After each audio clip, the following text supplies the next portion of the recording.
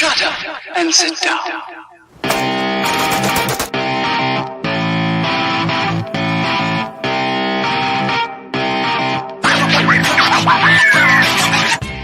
By all means, go for it. Have fun. Just leave me alone. People are coming together more and more and more and more as the government has been failing us more and more. I'm against being shitty to people. You can't research your way into understanding somebody. One way or another, I'd rather have the fight now.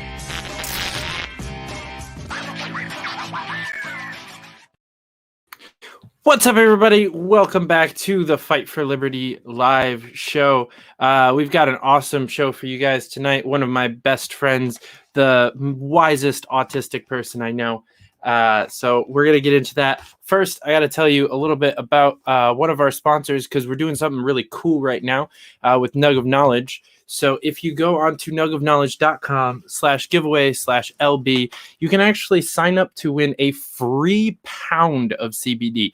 Like it's a lot. Like, I don't know if you've ever seen a pound of weed. Most people that smoke haven't. This is a lot of weed. You get to win a free pound of CBD. All you have to do is sign up for the newsletter. That gets you one entry. If you share it on social media, that gets you another entry. And if your friends sign up for the newsletter through the link that you're sharing, you get another entry, and they also get entered for signing up. So it's great. You get to get a whole bunch of stuff, and it's awesome. And then if you want to just go on to Nug of Knowledge, look at what we have. We've got some awesome products, and you use promo code F4L to get 10% off. And that helps me out. That helps out the channel. It helps out Free Speech Media. So would really appreciate. Go check out Nug of Knowledge. They're really cool.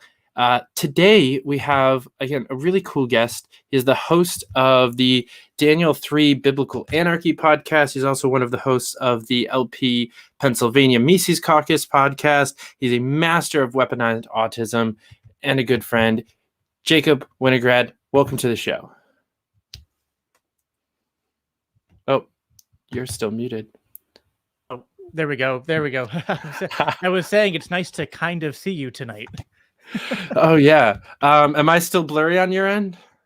Yeah, you're blurry and you're coming in delayed. Like your audio comes in and then your mouth moves. So you're very either that or you're a really good ventriloquist, and I didn't know that. I mean, I wish that were true. It's a skill that I've always wanted to learn. It's like one of those things that you see, like, is it Jeff Dunham? Like really good comedian, ventriloquist. I've always wanted to learn that skill. Can't talk out the side of my mouth. That's why I suck at politics too. Gosh. Yeah, I think that's, something with, I don't know if this is all autist or just my particular form of autism, but it's like, I'm a very bad liar. Like, I can try to lie and still completely suck at it. And the thing is, I don't even like lying. I mean, like, I would lie to my parents when I was a kid. Even that I was bad at. But now as an adult, it's like, I never feel a reason to lie. If anything, it's like, I probably share more of the truth than is ideal to share at any given point in time. I went from a pathological liar to an oversharer, and there was no in between moment there. No, there's no. That's the problem with ADHD and autism, is that, like, there is no middle ground. You're just constantly flipping switches back and forth between one binary to another binary, and you're just like, well, if I flip it back really quick back and forth over and over again, maybe that'll be balanced. And no, it just makes people think that you're on, like, some form of drug or substance, which might also be true, but is also just a base part of our personality. Right. Yeah, and I find it so funny because a lot of times we're considered like that non-binary, like, thinkers. We're often find ourselves in third parties and, like, kind of more independent thinking things, and we're always fighting against binary, and then our entire lives is literally just a pendulum swing of binary bullshit.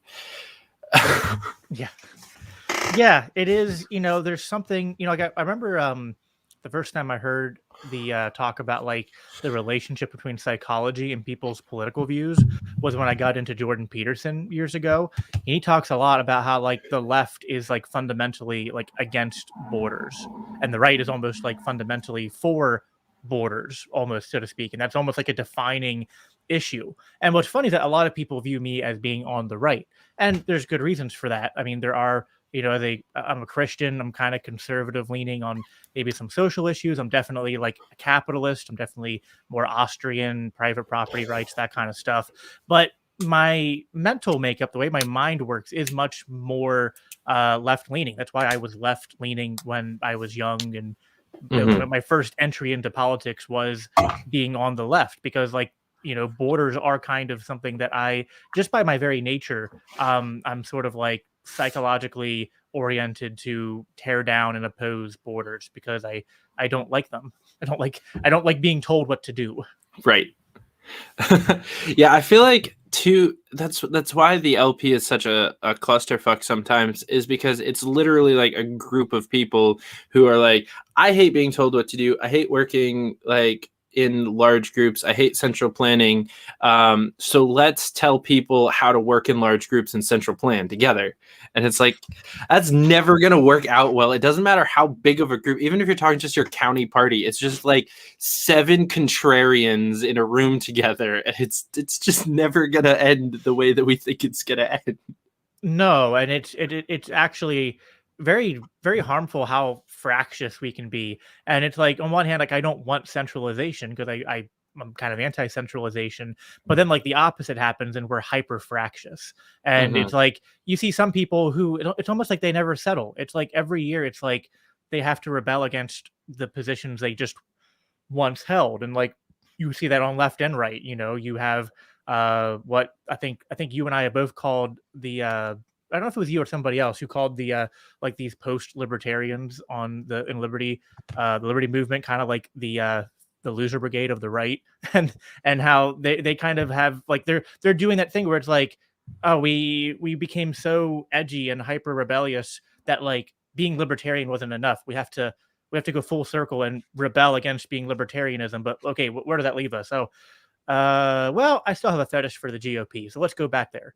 And that's kind of what it feels like. It's like people don't want to be part of a majority. Anytime they suddenly realize, oh wow, there's a lot of people who are doing this thing with me, it's like there's this weird psychological thing that goes off in their brain. It's like, no, I can't do what everyone else is doing. I have to do something different. Yeah. And while I'm not somebody, like, again, it's like I'm not saying the opposite is good. I'm not saying you should just do what everyone else is doing, but like maybe what you should do is just like, examine things and come to rational conclusions from first principles. But unfortunately, that is not what we are incentivized to do by social media or by like just our society that we live in. Mm-hmm. Yeah, it's funny you mentioned social media there, because I think that's a driving force in that is, now that we are seeing everyone's opinions always, and everyone's voicing their opinion. So, like some celebrity does a thing, right? They send out a tweet that's popular and everyone wants to talk about it. There's tens of thousands of replies to that tweet. And so when you click that reply button and you start to type, like, the thing that's going on in your head is, how can I say the same thing as 50,000 other people without actually saying the same thing as 50,000 other people? Because there's nothing worse than scrolling through the replies on a tweet and seeing like the same 4 fucking replies just over and over and over and over and over again. Yeah. Like I was reading about the co-star from Black Panther, like his little sister, the actress Lydia Wright, I think. I know I'm not pronouncing her first name correctly, but her last name is Wright. But I have no idea what her name is. Yeah, but her last name is Wright. So that part's important, because like she came out as an anti-vaxxer. And so the entire fucking comment thread is like, more like Lydia wrong. And I like at least 30 of that comment I saw in the maybe 100 that I read. And I'm like, come on, guys, just check the replies, see that someone else made the joke already, and then tag the account that I came here to say this, but it was already said, and then move on with your life. Like that's how you do it. And so, yeah, we're trying to be the first person to make that stupid pun, or like try to think of a different stupid pun to make, because too many other people. That's just how social media is. We have to be different. Otherwise, who's going to follow us if we're just making the same jokes as 80 other people? So I definitely think you're right. And social media has kind of spurred that contrarian, go against the flow mentality, because you have to.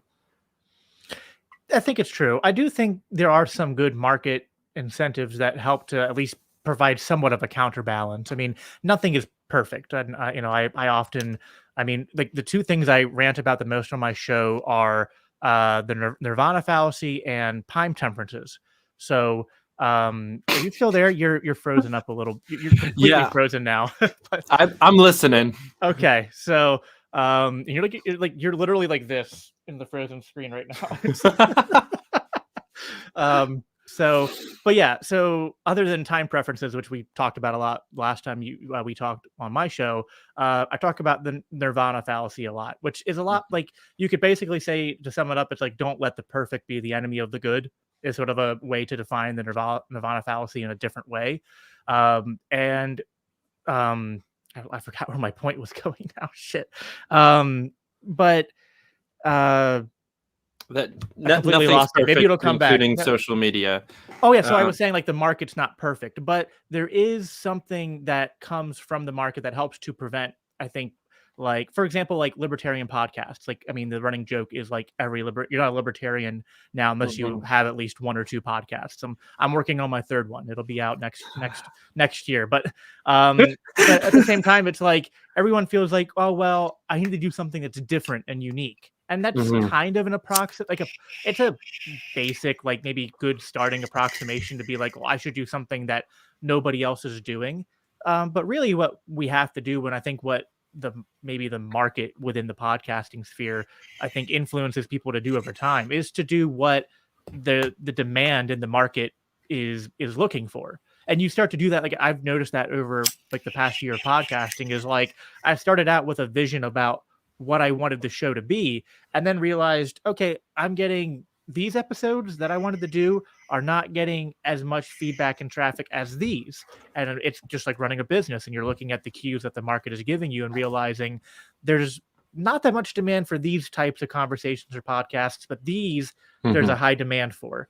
It doesn't mean that, it's perfect, but it means that, it's something that helps to counterbalance the hyper-fractiousness. So I hope that over time that, a lot of it is kind of like, now to bring in the second cliche that I talk about, which is time preference. I do think that as much as, like, in the here and now, we look at the Libertarian Party and movement and we see all the hyper fracturing and infighting sometimes, I am kind of white-pilled about the future, because I do believe in the market forces, in the ability of those to correct these things over the long term. Yeah, it's funny. It's almost like you're reading my notes, because the first topic that I have here, and I was going to be like, speaking of doing something the same as everybody else is doing, podcasts. I'm curious, as someone who does host two podcasts, and I have mine, and I've been on plenty of others, and like Reed and Station, I were starting one, so I had two there for a little bit. And then we decided that, nobody would want a show that's just like a bunch of other podcasters that like get together and just talk shit and do dumb stuff. And it's not like that show could have ever ended up hosting like Shu and then going on Tim Pool. I was about to say. Literally, like, that was my goal for that show. And like Stacia, like, Reed was super busy at the time, and Stacia was kind of like, meh. And so we just kind of killed the show. And then like 2 months later, Tower Gang is a thing. And I'm like, hey, that was kind of what I was trying to do there, just without all the racism. But I'm curious, how do you see podcasting as effectively moving the movement forward? A lot of people kind of shit on us for just like, talking into a camera every once a week for like the 7 people that are watching. And sometimes like their critiques are right. There's some podcasts that are out there that probably don't need to exist, and those people could be doing more useful things. But I like what you do with your show. You talk about different stuff than a lot of people talk about. And I'm curious how you see your two shows being beneficial for the movement. Well, I'll try to answer this in 2 parts. The first thing that comes to my mind is that podcasting kind of like, there's 2 broad categories of like podcasts within, at least specifically, libertarian podcasting world. And some of them are oriented outwards, and you have people who do a good job of trying to, not just talk to other libertarians, to go out and talk to non-libertarians and do that kind of outreach. I know Spike doesn't just have libertarians on his show. Dave talks to people from the right and the left. Larry Sharp, has a pretty good show where he's talked to people of different backgrounds. So there's people out there that try to mix in kind of like that outreach where they've got a big enough platform of people and they're big enough that they can go onto other platforms that aren't exclusively libertarian and put that message out there. If you think that has no value, I mean, I don't know, it had value to me. Like, I would not have discovered these ideas if it weren't for, like, I through a bunch of indirect things discovered Dave Smith on Joe Rogan, and that it got me into Tom Woods, got me into Mises, was a big part of how I became a libertarian. So podcasting definitely has a role there. But then a lot of the criticisms that we get is that a lot of our podcasts are like, well, you're just talking to other libertarians and the only people watching are other libertarians. So you're kind of preaching to the choir. And it's like, it's like what they're saying is true, but I don't think it's actually a criticism because to me, the choir needs preached to, doesn't it? Like, Amen. Right. Like, you need, like, your base needs to be fired up and inspired and like continually motivated to go out there and act. Otherwise, they're going to lose momentum. They're going to lose hope. They're going to lose spirit. So yeah, like if my podcast did absolutely nothing but preach to the choir, I wouldn't wear that as a badge of shame. I'd wear it as a badge of honor because the choir needs to be preached to. With my two podcasts, and they're very different in nature. The first one I started, the Daniel 3 podcast, that was more personally motivated. Like, it was half me wanting to put my ideas out there, but also half me just like, I really love the long form conversation format. I've been a big fan of it since I got into podcasts. Like, when I first got into podcasts, it was Rogan, Dave Rubin. I even watched, oh crap, what's his name? I'm really bad at remembering names. The British guy who's an anarcho-syndicalist, Russell Brand. Yeah. I just love. He's one of my favorites. Oh, he's amazing. I mean, as far as when people go, you can't be there's no such thing as a good left libertarian. I'm like, I mean, there's a lot of examples, but Russell Brand is like the easiest one to point to be like, that dude is just. I'm allowed to curse here, right? Like, of course, he's fucking based. I mean, he is, one of the most based left libertarians I've ever met. So I love those kind of long form conversations, and I love when you do it with people who disagree with you, and the people like Rogan, the people like Dave Rubin, the people like Russell Brand, they have people on their shows who don't. It's not just an echo chamber. That's what makes it interesting. Russell Brand's had like people like Candace Owens and Ben Shapiro on his show, and like imagine like that's just pretty. I mean, the only way you could get any more diverse, he'd have to have like David Duke on or something. I mean, but that's what I do. I bring right. Not everyone can talk to Molyneux. Right. Yeah. But I think and some people have criticized me for it, but like, I almost autistically rebel against living in an echo chamber to the point where sometimes it's probably, it almost to some people looks like I'm, like it's self-harm because I put myself into spaces where I'm literally just getting hated on all the time. But I see the damage of what happens when people literally just, block people and only interact with those who are affirming what they believe. Doesn't mean that there's a balance. Like, you have to strongly oppose people who come to you with criticisms, because if you just accept every criticism, you'll be wishy-washy. Yeah. But if you strongly oppose somebody who's pushing back against you, and then you run out of argument, that's when true change and true discovery can happen. And when you've seen that kind of thing happen live on air with people, or at least like, even if it doesn't happen to the people they're talking to, like it's happened to you, like it's happened to me personally, where I'm watching something and I've had my mind changed by people giving me opposing argument. I just think, to me, there's no conversation that I want to be off limits. And I think that, the purpose of my show is, I mean, twofold. One, there is sort of like the primary mission statement is, I'm a Christian. There's a lot of Christians who are statists. I would like to do what I can to change that. And I don't think that, like, libertarian podcasting sphere, very big. Christian libertarian podcast sphere, very small.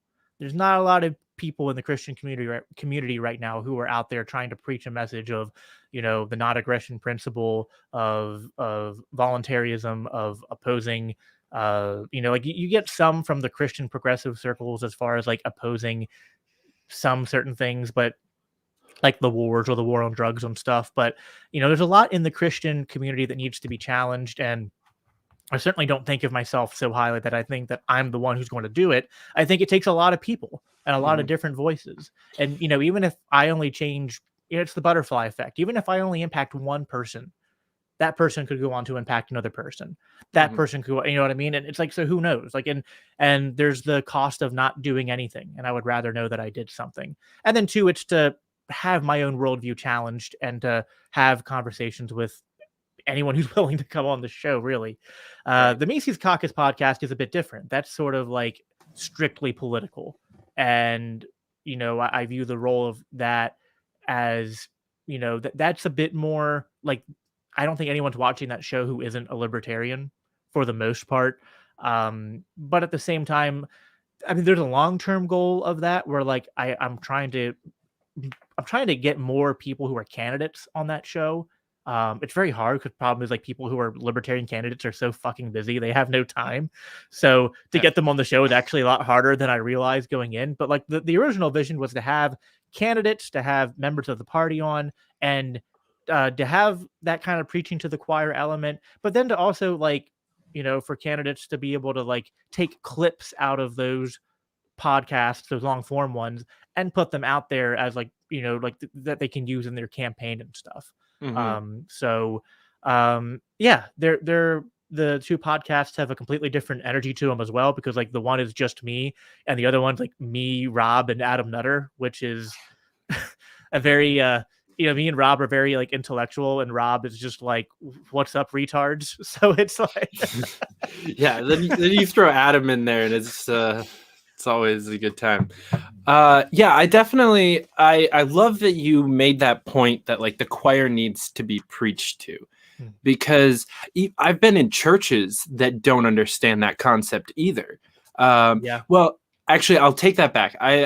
Every church that I've been to is okay on that one. I've been a part of a lot of youth groups that completely missed the mark on that one, and it was always it was always about getting new people in. It was always about like the salvation message. And like, it got to the point where I'm looking around the room. I'm like, these 40 kids have all been here for at least a month or two. They're all saved. Why are you preaching the salvation message right now? Like, why are you not teaching these 40 fired up Christian kids how to go out and like, you're in a different situation now. You're not doing evangelism right now. You're shepherding a flock, and that requires a completely different type of message.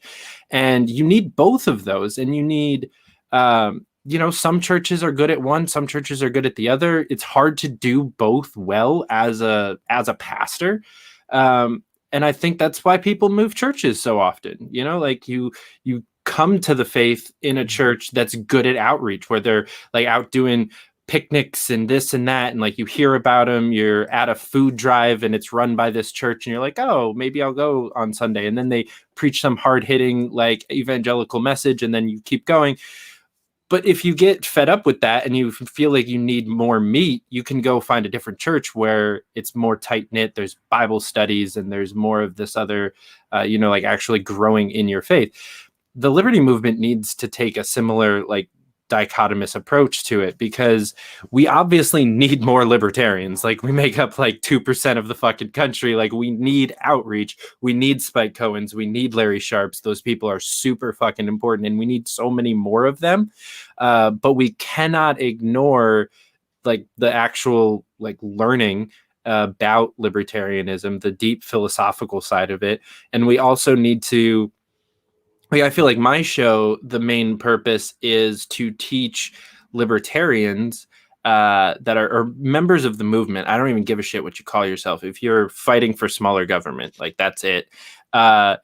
teach them how to do what they want to do better. So I have people on like podcasters like yourself. Tomorrow I'm talking with Dan Smoltz about like production quality and video editing. It's like, how do we take the people who are fighting for liberty and duplicate them in my viewership? That's kind of the goal. And so yeah, like, people aren't going to come to the movement because they saw my show. That's fine.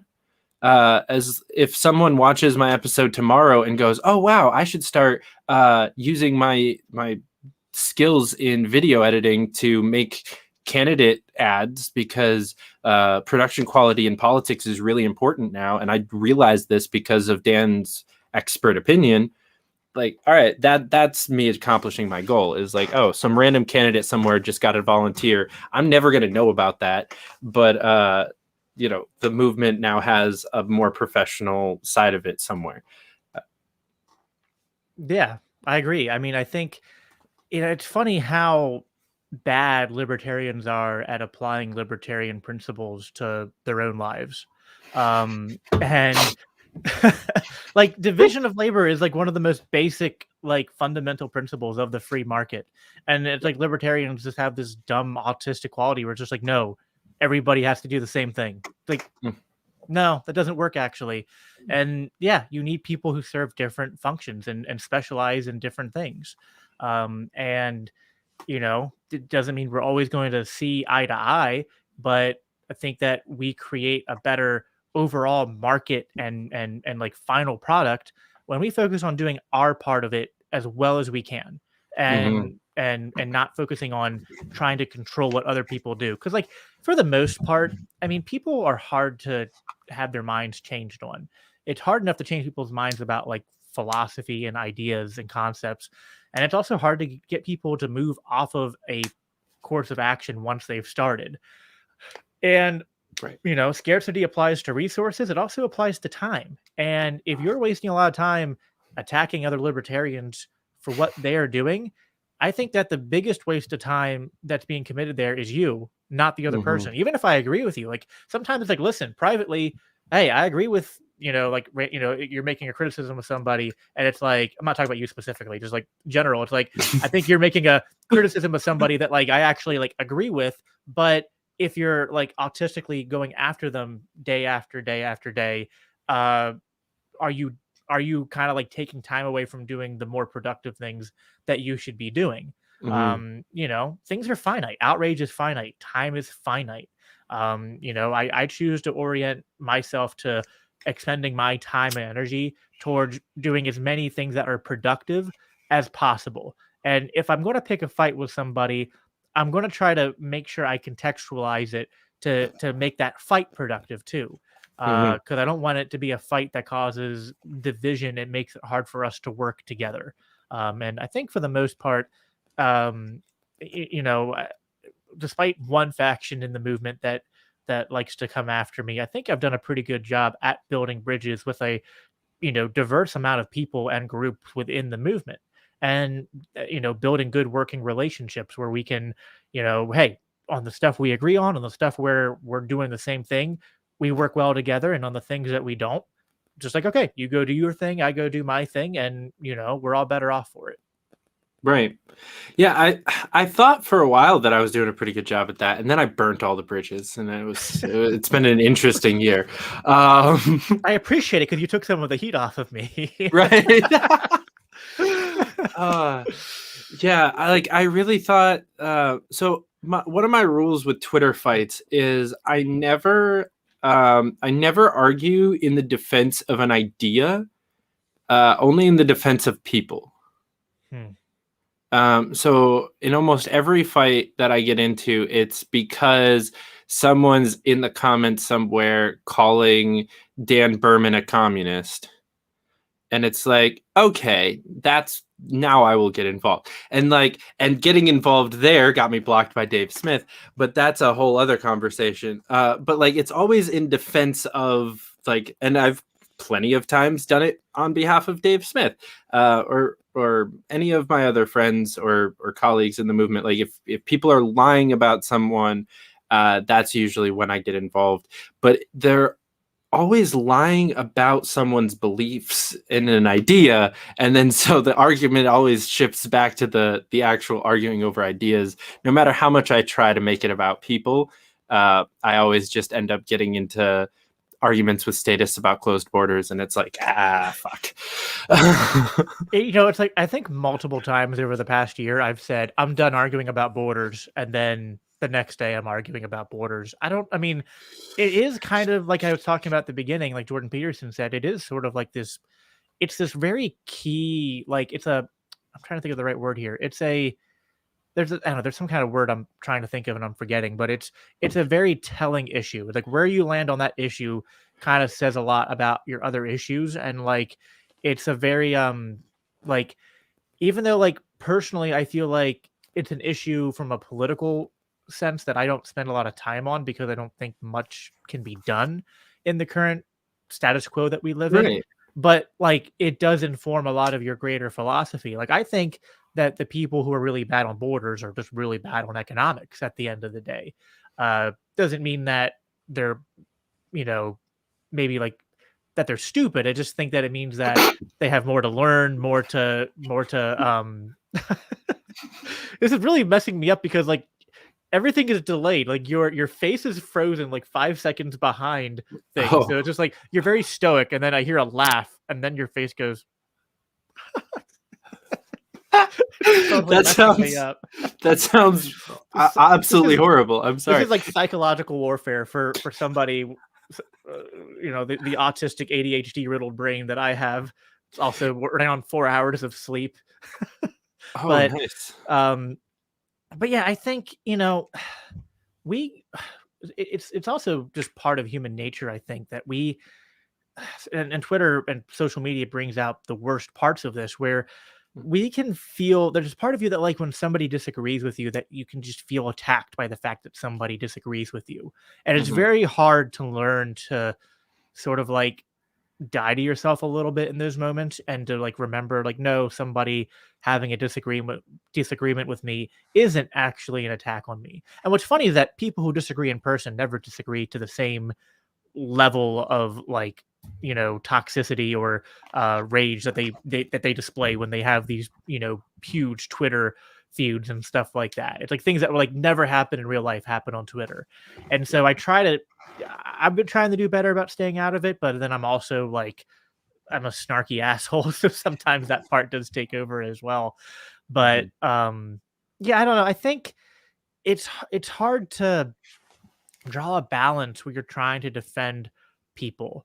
And I almost feel like sometimes, I mean, I've watched you in many interactions, and stuff where you put yourself into these positions, and I can't criticize you too harshly because I've often been there myself. And I don't know, it's right. There's a reason we're interacting on the Twitters. Right. Yeah. And I don't know. It's this tough,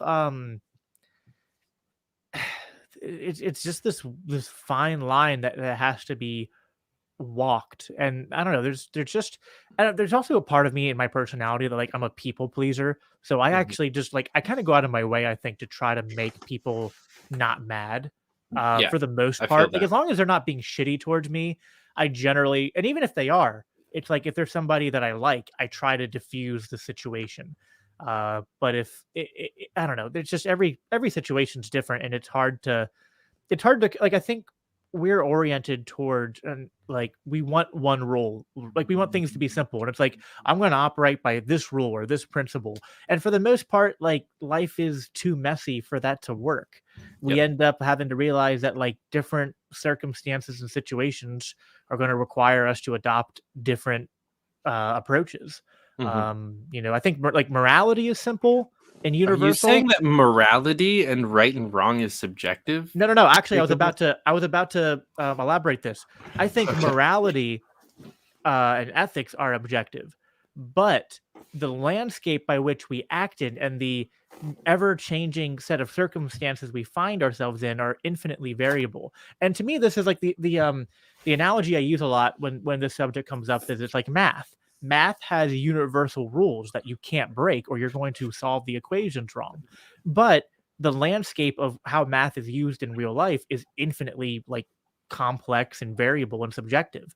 And like the math equations you need if you're doing applied physics are completely different than if you're an engineer, which are completely different than if you're a chemist or a doctor or something. I mean, there's some overlap, but by the end of the day, it's like the circumstances are always changing, but the universal principles at play that you have to abide by if you want to be acting correctly, those don't. That's fair.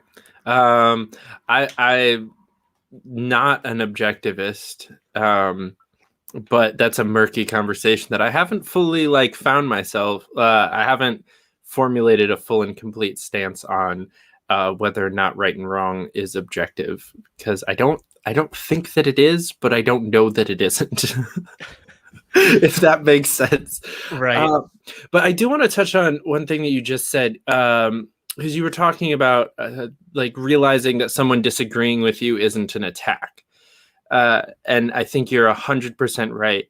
But I also think that a little bit of that ownership is on the disagreeer, because a lot of people need to learn how to disagree without attacking. And I think that's why so many people are so defensive as they are, especially if we're talking about Twitter. It's because when you post something, do a podcast like this, the comment section is never, well, you made some good points about this thing, but I disagree on your conclusion, and I think that blah, blah, blah, blah, blah. It is always, you're a fucking moron and a communist and a Nazi and a transphobe and all of these other fucking things, and you're a horrible person because you think this thing and I disagree with you. And so I think we just read into a lot of situations and assume that people are having those same similar opinions, even if someone did come through in that unicorn moment where they're like, hey, I think you made some good points, but we're like, oh, what, you think I'm a Nazi now? And just because that's how fucking Twitter is. So I think both sides need to fucking cool off for a second, all the time, because you're 100% right. A disagreement doesn't need to be an argument. It doesn't need to be an attack. And we need to learn how to do that shit a little bit more positively. Yeah, well, I think part of the problem, I mean, I got into Twitter late, and I've always been more of a Facebook guy. Now I'm on Twitter, and I mean, gosh, my first couple months on Twitter was it was like I was in backwards land. Twitter and Facebook are so different. And I mean, sometimes I think a broad view, we just kind of all view all social media as the same, but they're completely different. Facebook, you'll have these long conversations over days sometimes on these posts and different pages or groups that you're a part of. And I'm not saying that people don't ever get shitty on Facebook, but I found it in my experience. Well, so, okay. I could never imagine a Facebook group becoming toxic ever. It's not possible. So there are I get your point, though. Continue. Yeah, I mean, I feel like the one group that you're kind of alluding to, and there are others too, but the one group is sort of an exception that proves the rule a little bit. If you purposely design a group to be antagonistic and hostile and shitty, well, then you can make that toxic, shitty paradise. Mm-hmm. But for the most part, we're clearly talking about the Libertarian Party Waffle House Caucus group right now. It's so toxic. Oh gosh. I thought you were going to say the Mises Caucus, in which case I was going to have to stand for the Mises Caucus, but it's okay. We'll save that for later.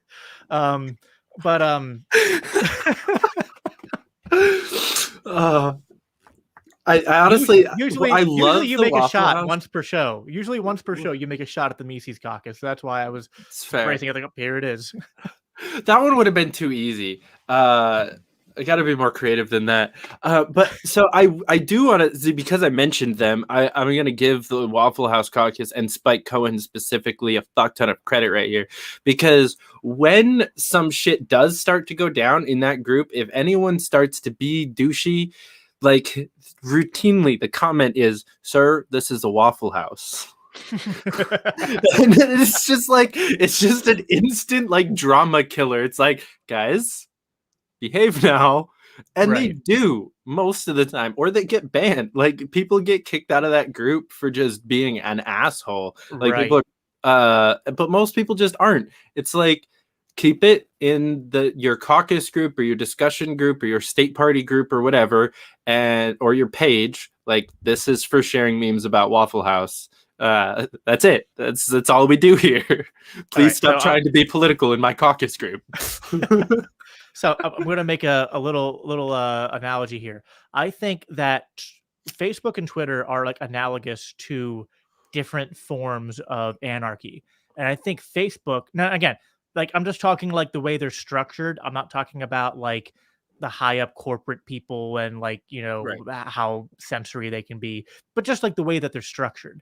Facebook is more akin to an ANCAP type of social society, and Twitter is more like the anarchy where there's almost no rules, except it's like this weird anarcho-syndicalist thing where it's like there's no borders, there's no rules, there's no structure except the artificial scarcity of 240 characters.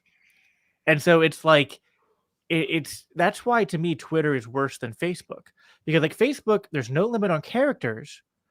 The limits are that there's actually a true freedom of association and disassociation. Twitter has the block function, but that's it. Facebook has a block function, but also you can create private little groups, private pages that have different levels of entry. Some that like you have to answer questions to get into, some that are so private you can't even see them unless somebody invites you to them. So it creates a lot of different ways to create little like communities within Facebook that often are very positive. It's when you venture out into like the wild, fringes of Facebook that you can sometimes, get into to some trouble. Whereas Twitter is just like it's just it's a fucking hellhole everywhere you look. Mhm. And part of that is the lack of the borders, but then it's also the artificial scarcity of the character limits. Yeah. And I don't know which one of those is worse. Because like with Twitter, I didn't realize this when I got on Twitter because I wasn't used to that.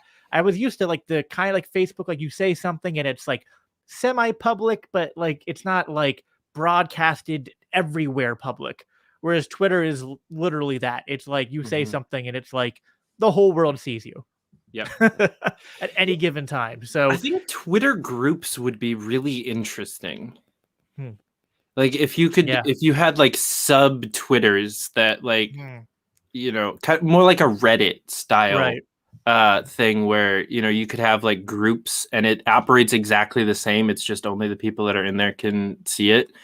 That would be fun. That could get really interesting. Jack Dorsey, if you're one of the 3 people watching this show right now, to get us Twitter groups. But so I think your analogy is kind of is pretty interesting because I am definitely more of a like anarcho syndicalist or mutualist. Like I would definitely if we get to like the anarchy semi utopia that like we elected Adam Kokesh and he disassembled the federal government and whatnot, I would definitely live in a more left wing territory or state, even though I am very capitalistic in my nature now.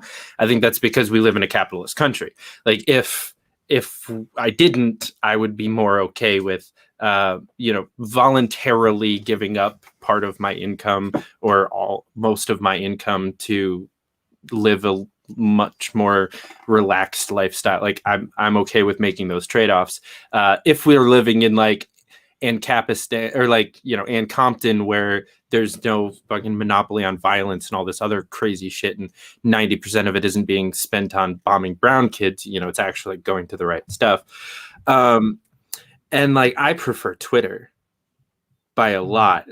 And I think it's a lot of it is the borders. Like I like the open bordersness of Twitter where you can find anyone and just like make a random friend from the other side of the globe who agrees with you on nothing except for that Brooklyn Nine-Nine is a really great show. And you guys got into a conversation in the replies of a Brooklyn Nine-Nine post. And, there's just so many people out there, and like a bunch of my followers, I'm sure most of the people that I've met in genuine ways like that have unfollowed me by now. but I've made friends on Twitter just like in the comment section of like my favorite band or like some actor or actress that like I think is really based, and you can just kind of like it's just made for that, to where you're completely open to whatever. And you can't, like, you can try to create an echo chamber on Twitter, but even if you try, it won't work. Like, you're still gonna get people shitting on you in the comments, no matter how many people you block, how many people you unfollow, unless you go private, which they do have, which I think is kind of nice. They have that option for the people who don't want that much heat. You can go private, and just only the people you approve can see anything. But yeah, I definitely prefer Twitter, and I think it's because I got bad with my Facebook, and it is really echo chambery. Like I unfriended a lot of people. Yeah. Well, to me, it's almost like these two different entities actually kind of describe what an anarchist society would be, which is panarchy, where you have different different broader areas that organize differently, but they can freely kind of go back and forth between the two. You know what I mean? So it's sort of like, because like I'm on both. There's aspects of Twitter I like more. I certainly like the freedom to like literally interact with almost anybody very easily, and that part I do like. I don't even like. It's like the lack of structure for a social media thing isn't really necessarily a bad thing. It's more the artificial scarcity. I think that it's like the combination of the two. If you didn't have any borders at all, but there was no scarcity, because isn't that like what anarcho-communist theory is basically like, when we get anarchy, it'll be everything is automated and scarcity ceases to exist. But Twitter is like the dystopian version of anarcho-communism, where it's like, okay, there's no borders, but there's hyper scarcity. So it's like, it's a dystopian version of it's yeah, I think if you got rid of the character limits, I think Twitter would be a lot better. That's really my only problem with it, because when you were talking earlier about like, oh, well, people need to learn to not like attack you, I think maybe 10 to 20% of the time, maybe somebody's being intentionally antagonistic. But I truthfully think 80% of the time, it's just the format. Like, how can you phrase something with enough nuance and enough like, I don't know, like casual kind of like low heated tones and words, you know what I mean? Like 240 characters makes you be very concise, and it can make you sound very blunt, very brash, and that is just always going to inherently, just statistically speaking, more often come across as antagonistic. So that's my main problem with Twitter, and I think 90% of the things that like you and I have gotten into trouble for are usually when people I think it's a misconception of what people's intentions are. Because like you already have the problem of social media where you can't tell what their tone is, you can't tell what their inflection is, body language, and all that. And then Twitter adds just more harmful elements into it. But Twitter, like when Twitter's good, it's really good. But when it's bad, it's the fucking worst. Yeah, and I also feel like a lot of times when, like, by the time I'm getting involved in a Twitter feud, it's at least hours into it. Like the shit that got me blocked. Like Dave had made a post, and there was like, was already like a 2-day fight between Dave and some other person, and then one of his posts from that fight got really popular, and they had already had a couple hundred replies by the time I read it and got involved. So like the people that a lot of times like were at different stages of the argument with the people. So like we'll come in calm and collected and be like, hey guys, what's going on? And it's like you literally like walking into the middle of a bar fight and expecting like the people who are punching each other to talk cordially to you while they're punching each other and not just swing on you also. And and somehow we're supposed to maintain our composure walking into a bar fight, and that doesn't work well. So, you're walking in, you just see your friend get punched in the face, like, you go in. Like, that's how humans operate. And so I think that yeah, it definitely has this like battle royale style of just like two people who might have been able to be all right if they had just talked it out, said a couple of mean things, and then other people got involved, and now it's just a whole shit show of thousands of comments, and it's almost impossible to actually do anything good in the replies of something like that. Like if someone's already pissed off at your friend, they're probably not going to listen to you. Yeah, I remember that conversation, and the problem is like, I love you, I love Dave Smith, I love Daniel Berman, and I was just like, I don't know how to like everyone's punching each other. Like I decided to kind of stay back a bit, but like and we talked about that privately and stuff, and I mean, I feel like you could have maybe handled it a little bit better at times, but hindsight is 2020. I'll agree with that. Yeah. But in hindsight, I probably would have kept my mouth shut. Or at least sent the tweet that was like, "Hey, why don't we have this conversation on my show?" Before he blocked me. That would have been a lot better. So I typed that out, but it had been like a half an hour, but like I was going to type that out. I was like, you know what? Like this is stupid. Let me just kill this. And I typed that out, and then I click send, and it like doesn't send. And I like click on his profile, and it's like you're blocked. And I was like, oh. Well, the problem is like you came into that and you were saying things from more of a like you were kind of taking shots, but you weren't taking shots like after I talked to you in a like trying to be aggressive or nasty kind of way, but more like you came in and kind of made a snarky comment, which to be fair, like Dave Smith does that all the time. But the problem is the way it came across, especially after like your responses added onto it, it just came across like you were coming in to pick a fight. Because nobody knows the way you said it. Whereas, like, if people could read my last name, you're supposed to fight for liberty, not fight. I don't know. It's the Fight for Liberty podcast, not the Liberty Fight Battle Royale podcast where you have people come on and duke it out. I mean, arguably with the last name that I have, like either me or Will Fight, like one of our shows should have been a debate show. Like how did neither of us do that? Like maybe my next podcast. Yeah, see, that's right. You're not a real libertarian until you have at least 2 podcasts, and you have to be like at least a regular like guest host on another one. Mm-hmm. So those are the rules. I don't make them. But it's silly because like to me it's like if you, Daniel, and Dave sat down and had beers together at a bar, it's like, what do you really disagree on that's of huge consequence? Like nothing that's nothing that's such a big deal that like you couldn't all be friends and work together. But because it's I've sat down and had shared drinks with both of them. Like that's a thing that's happened in the past. Yeah, so it's just a lot of the infighting really wears me out, and I try to be I often try to be a peacekeeper, and that's partly because of my Christian beliefs, and that's what we're taught to be.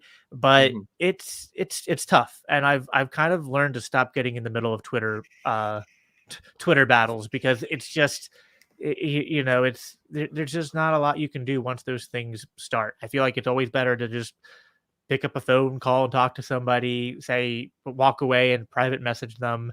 My rule was always like, if you're angry and you type something out, let it sit for an hour, come back, ask yourself, does this still make sense? Like I should send this. You need that little bit of humans are very impulsive. Like, it doesn't matter how smart you are, how high of an IQ you have, how like much time you've spent in like meditation, trying to discipline yourself. At the end of the day, we all tend to be reactionary. And if we get emotionally triggered, we can act from a completely emotional point. You can, you know what I mean? It has nothing to do with how smart you are. If you get emotionally triggered, you are no longer operating rationally. You're operating based upon a complex mix of like instinct. Because sometimes, like even on social media, sometimes I notice like if I get angry, a little bit of that fight or flight can kick in. You know what I mean? Because like when it's natural. Your heart rate goes up. Like I definitely can, like, there's times where I can like feel my heart, like just putting my hand on my chest, typing out a fucking tweet. And that's when I really start to be like, this is unhealthy. Like, this is a Yeah. problem. The worst ones are when you feel like you have to type at the speed of light and you're like angry. You're just like, oh God, you're just like, you're just like, I have to put this out so fast that they have no time to respond to it. And it's just like, why? Like, why are you wasting, like, it's like, I'll look back at myself, like, why was I wasting so much energy aggressively tweeting at people? Like, you look back and it's just, it's silly. You know, but part of it's just like, we're not adapted for this technology.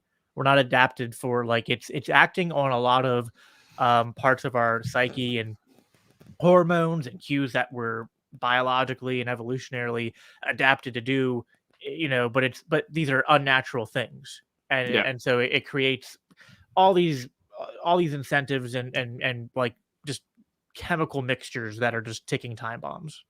Yeah, that's why I'm really glad that the day that we've been talking about for the last 10 minutes, like, I just DM'd you, was like, hey, you want to hop on Clubhouse? Because Clubhouse is the shit. That is my favorite social media app, because like that should be like, Clubhouse should be where people go when they're having an issue.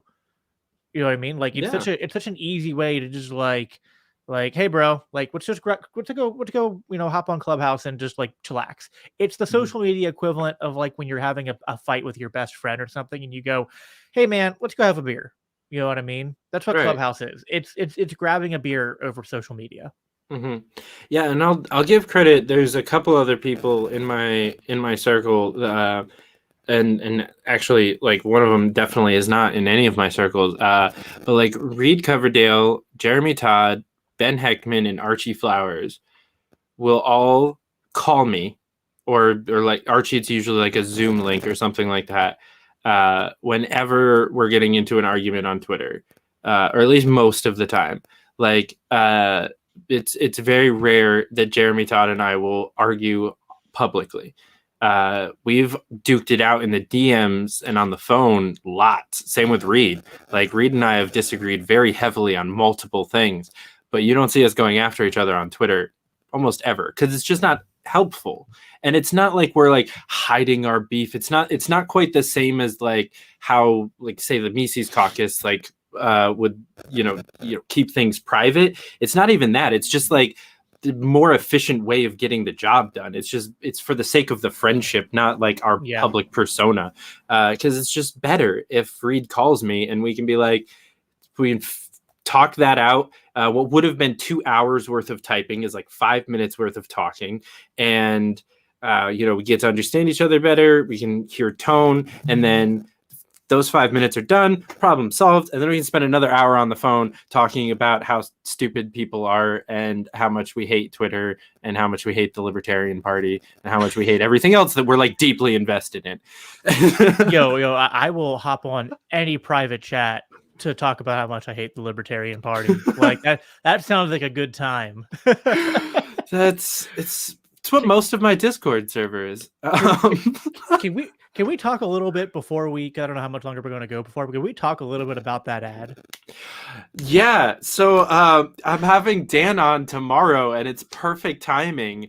Because for anybody watching, the LP National just finished their ad against the vaccine mandates. They just put it out today. Dan Smots, who's a wonderful videographer, put out a much, much, much better ad about a month ago for free that they could have used and just promoted. And a lot of people are unhappy. Context given, go off. I mean, like, so I'm very divided on this, because on one hand, I expected this to be so much worse. Like, I expected it to like be non-existent. So like non-existent, or if it existed, it would be so lukewarm that it would be pathetic. And this is like, okay, like, if I didn't know any of the context around, like, I tried to remove myself, like, all the bias away. Let's say I was a normie and I encountered this ad. I think on its value, just by itself, on its own merits, it's not a bad ad.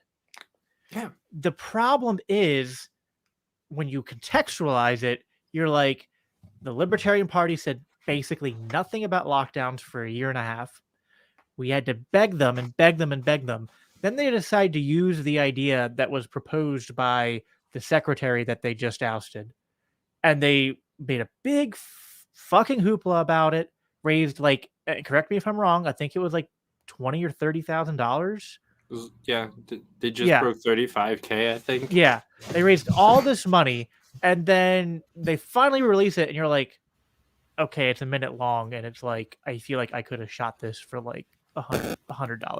Mm-hmm.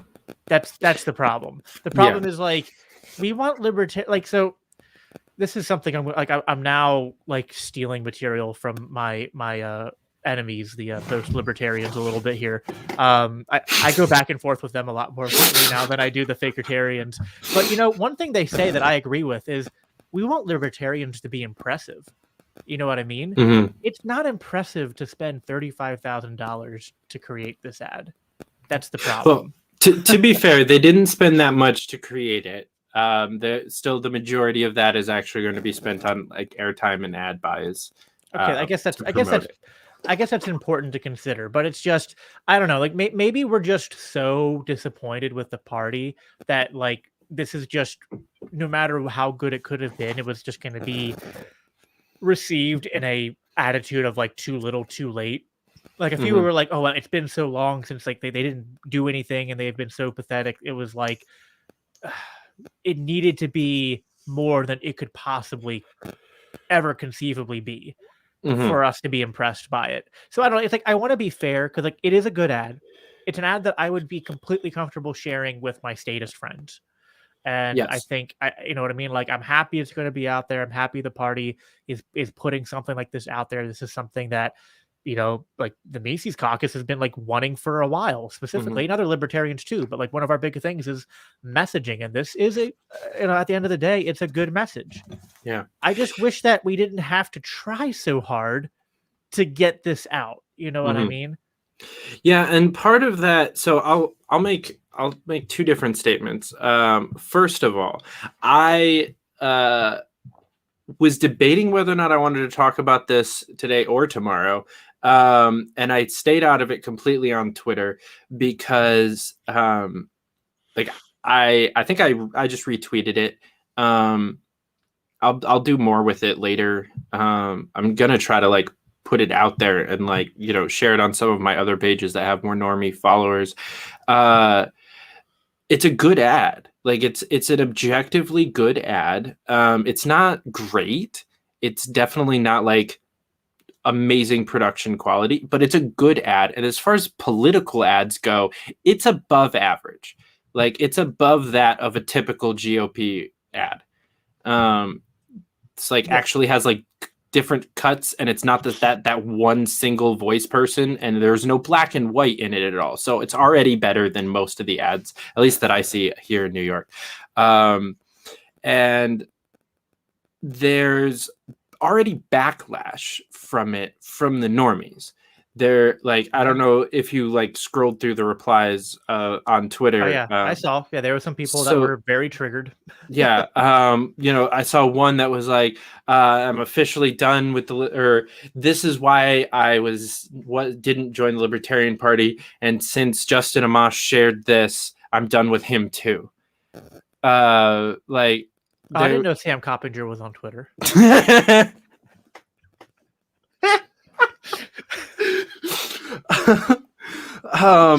Such an inside joke for people that don't know who that is.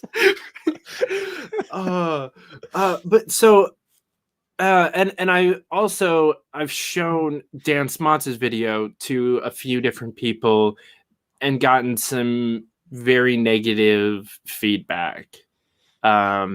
One person actually, so I sent it to one of my good friends who enjoyed it. But as she was watching it, one of our other good friends walked in and literally turned to her and said, "What is that fucking propaganda you're listening to?" Oh my God. I don't know which part of which audio clip exactly he walked in on, whether or not it was like a Biden talking or Spike, but either way, I get it. I do feel like it's a little heavy-handed. Like normies are not going to respond well that well to that video. That's going to fire up our base, like the people that are already here, the people like you and me, like that's awesome. Like it makes us go, yeah. And the people who feel the same way as us, that are equally fired up about it, that just didn't know that there was a home for them. Like if they see it, perfect. That's which is a great demographic to target, and we need to, but it's A, not that big, and B, like it's completely different demographic than the people that the LP ad is going to target. And so this goes back to like the very beginning of the conversation about like, I think Dan's video definitely is more like preach to the choir. And, you know, it's the people that already know this to be true and just need a kick in the ass to like actually not comply. Like they don't want to comply. They don't want to get the vaccine. They don't want to, or, you know, or show their vaccine passport at least. Like, you know, they don't want to wear a mask. They don't want to be told to do that. Maybe they want to do it. They just don't want to be told to do it. They see Dan's video, that's going to fire them up, and they're going to be like, all right, yeah, no, fuck you. I've loved the idea of like burning your vaccine card. I've been seeing a lot of videos of that. So it's like, I got the vaccine. Like, I'm not killing grandma, but fuck you and your mandate and your passport and your cards and your papers and fuck all this bullshit. Like, I'm still healthy, but fuck you and all your rules. I lost my vaccine card in a boating accident. So I really love that kind of spirit also. So like, I think that they target two different groups. The kind of people that are sharing them target two different groups. Both ads are necessary. I think that the LP's ad could be obviously a little bit better. Maybe a little bit harder hitting, but still, like with the amount of backlash that it already is getting, like if it was any more heavy, like it obviously would be getting significantly worse backlash. And contrary to popular belief within the liberty movement, impressions is not the best metric for successful social media. Well, I don't know. And we might disagree here a little bit, but I feel like there are some issues where you go out and you preach a message and you maybe try to find the nuance and you try to present the ideas in a way that are more palatable. But if you're talking about an issue like this that's very pressing as far as like the time frames that we're having to, we're not talking about something that's 20 years down the road. It's happening right now.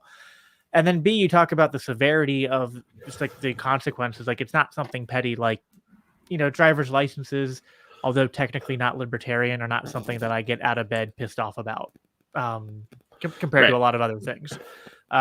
So this is not one of those things. I feel like at some there you have to know that there's a time to try to be gentle and sort of like, I don't know, like draw people in with a message that is a little bit like it's principled, but maybe inconspicuous. Maybe it's the best way to put it. Mm-hmm. But then there are other times where you have to be willing to do the right thing and know that you're going to piss a lot of people off. But the important thing is to inspire enough of your base, and then two, to gather enough of like, what I would call like the remnant. And also just realize, like, I don't think we're ever, at least if it was possible, we're far off from it. And it might not be possible to have a world that's, 100% or close to it, people who are libertarian. There are some people, at least in the here and now, that who are not going to receive our message. Doesn't mean that we should cater. Their hearts have been hardened, you might say. Exactly. And I think we have to go after the people who are like, you said that second group is people who agree with us on this issue and don't know that there's a home waiting for them that they'd be a perfect fit for. Mm-hmm. Those are the people that I think we should be focusing on first and foremost. I'm not saying that the liberty message is not for everybody. And I'm not saying that you should completely like target one demographic and like dehumanize or demonize the rest of the population.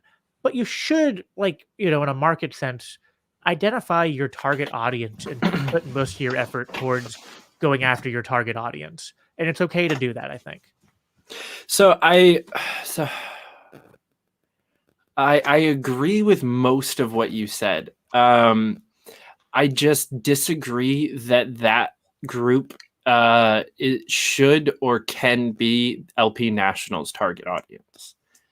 I think that, so actually I remember I was like, I have 2 points about this, and I completely like rabbit trailed, and I don't think I actually made either one, because my first one was going to be that I didn't engage because I didn't want just to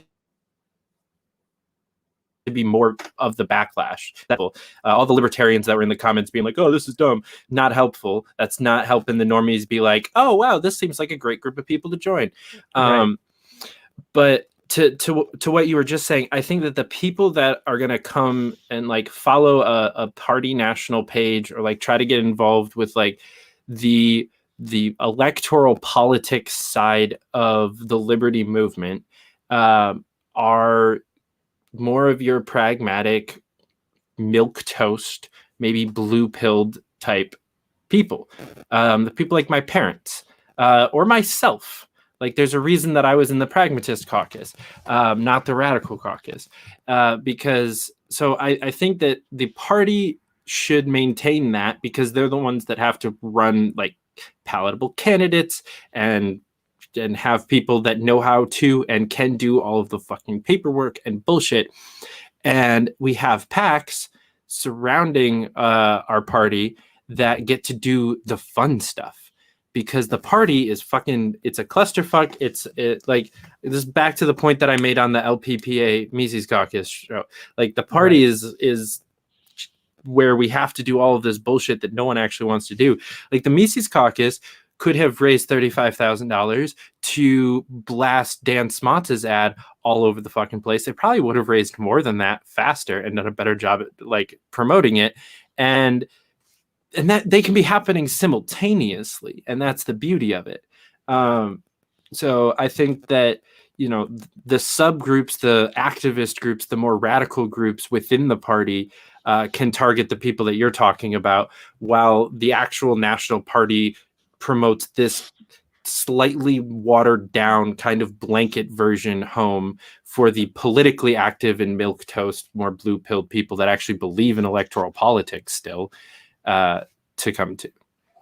So I kind of agree and disagree with you. And I guess, like, on one hand, I agree with you on the general picture you're painting of the role of the Libertarian Party National, versus then you have the state affiliates who have the caucuses, you know, and the division of labor that's created there, which I'm all for, like we've talked about. Mm-hmm. I think there are certain issues, again, like I'm kind of repeating myself, but again, I think it's just there are certain issues that are so important that you can't water them down too much. And I actually think this ad was, even though it's pissing off some people, it is still a little bit watered down. Like, it to me, it actually hit, like, the part of the ad that I like is that it actually kind of hit that perfect balance between stating the principles clearly, but in a way that I thought was palatable. Mm-hmm. Of course, I'm biased, you know, I'm so radical that maybe, you know, maybe I'm like, you know, like I'm Super Saiyan 3 and I'm looking at somebody Super Saiyan 1 and going, oh yeah, a human could fight that because I'm so much more power. You know what I mean? Like, mm-hmm. the power levels are skewed and I'm looking at it wrong. But I don't know. I felt like that message was such a fucking nerd. Jesus Christ. Yes, I've been using a lot of Super Saiyan metaphors lately. Definitely outs myself, but I like the fact that it had the line. I don't remember what the full line was, but something about like that they've declared war on something. I don't remember the full line. Yeah, but they used. There was one line in the ad that I thought was the proper amount of like, this is shit's hitting the fan. Like, it's go time, people. Which I think is the energy that it needed. And that's why I would agree with you that it was a little bit watered down. Maybe not on a messaging standpoint. I think it struck a good balance of like palatable but saying all the right things. I think it could have had a little bit more drive to it. It could have been more revolutionary, a little bit more like fucking like mass non-compliance. Like I don't think that those words were in the ad at all. Like I don't know. I will say the one part that like got me a little, and you know, like those hidden vestiges of statism and like American propaganda have not completely left me. And when they did that part where because like I'm pretty much like a black flag anarchist. Like I'm almost like fuck the flag, fuck the Constitution a lot. But gosh, when they talked about like we believe like you own yourself, and then like they flashed and like the music rises, and then they flashed like the Declaration of Independence, like that gave me a little bit of like, you know, I'm not saying huge, but like a little bit of chills, a little bit of like remembering of when I used to have that feeling of pride and patriotism, and contextualizing it with like I still have those values. I've just kind of detached them from the idea of America, but because they did that attachment and like it even reached me, I was like, you know, I can see a lot of people who are statists and who believe in America like being touched a little bit, like maybe not having their minds changed all at once, but like it plants a seed. It's something that, you know, had the right messaging and emotional resonance, you know, to plant a seed, and trigger a lot of snowflakes. You know what I mean? So I don't think it was a bad, like, I don't have a lot I can criticize about the ad other than just like, it's more the messenger it's like, I'm trying to think of a good analogy. I don't know. It's like, if your worst player on your baseball team hits a home run, it's like, and then like they hit a home, like what's up? Imagine they struck out the entire game, and they struck out when you had like the bases loaded. And then in like the 8th inning, when you're down 8 runs, they hit 1 home run and there was nobody on base. And it's like, oh, cool. You scored a point. So like, yes, in a microcosm, like break it down to just the individual component, you did a good. But in the grand scheme of things, you've kind of been fucking up this entire movement for a while, letting us down. And now this does feel a little, it's bittersweet. It's a good ad, but I'm like, man, this ad would be so much better if it came out March of 2020. Yeah. You know what I mean? Like April 2020, like, and had been followed up by more ads. So it's just very bittersweet. And I understand why some libertarians are upset with it. I'm always trying to be generous, and it was so much, I thought it was going to be a lukewarm, like, piece of shit. Yeah, honestly, same.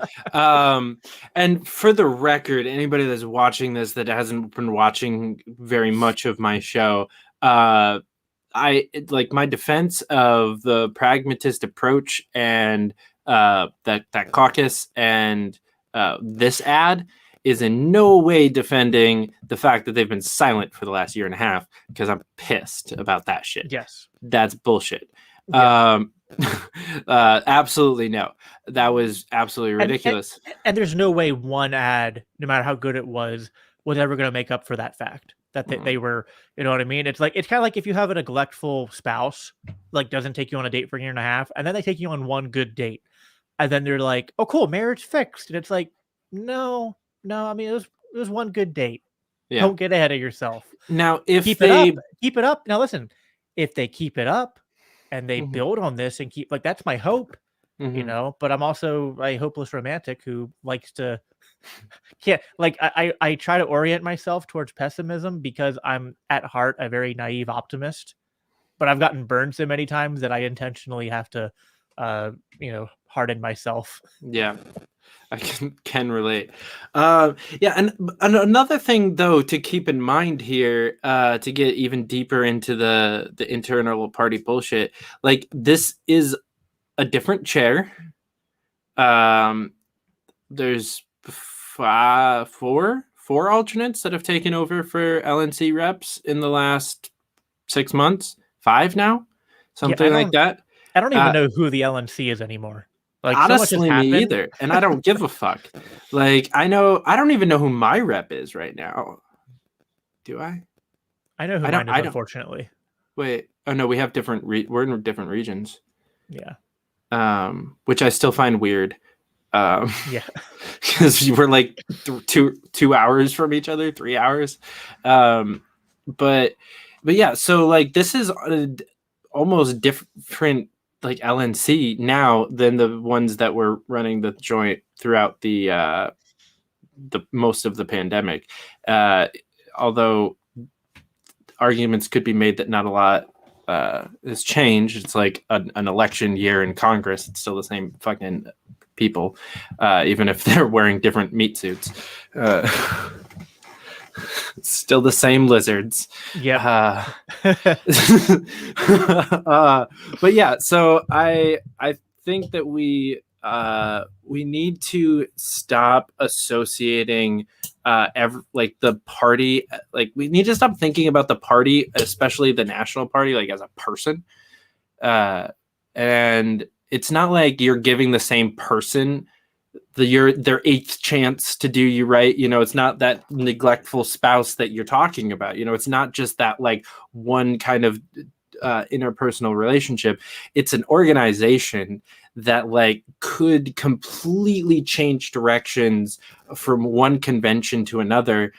You know, I mean, the Mises Caucus is looking to take over in Reno and make this party something legit.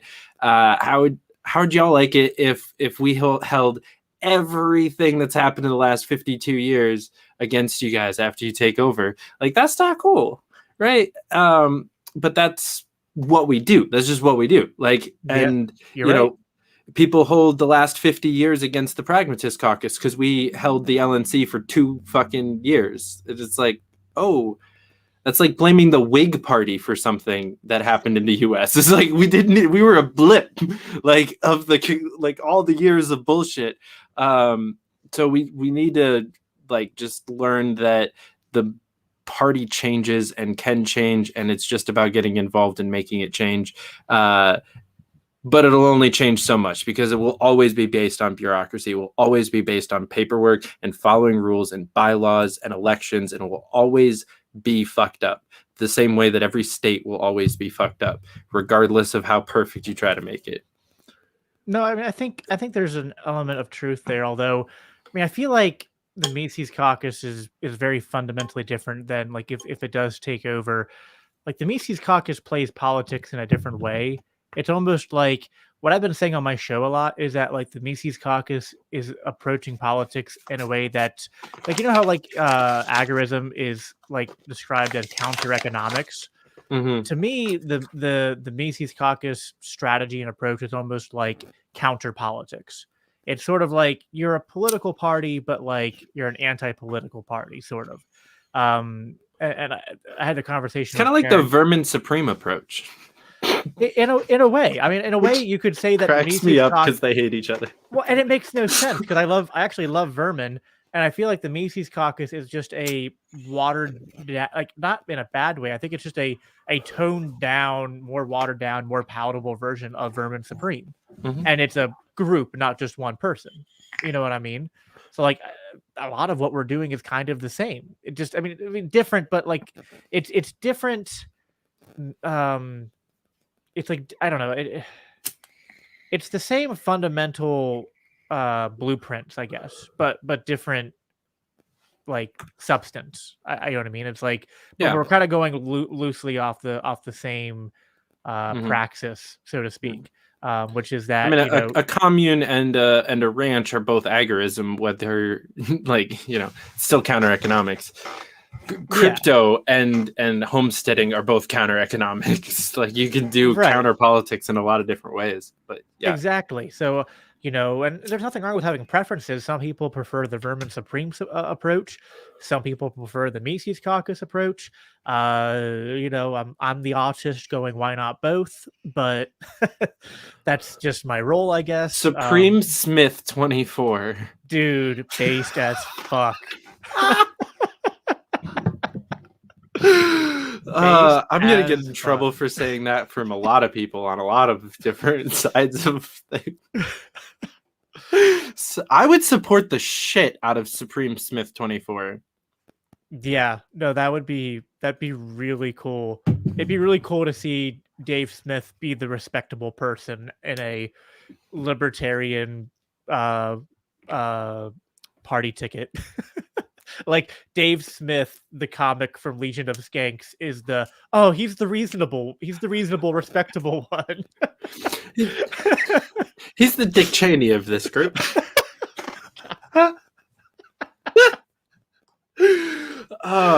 Yeah, but I 100% agree that I agree with your whatever the word, I'm stoned.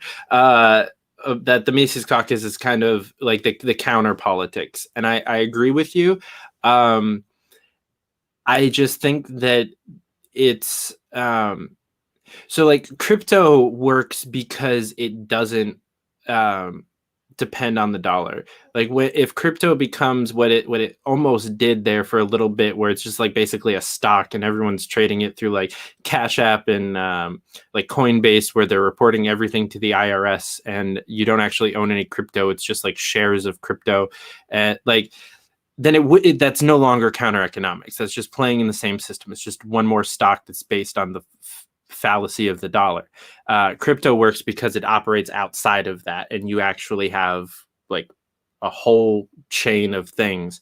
I think that similarly, counter politics doesn't work if you try to like connect it with real politics too closely. You can kind of battle it out.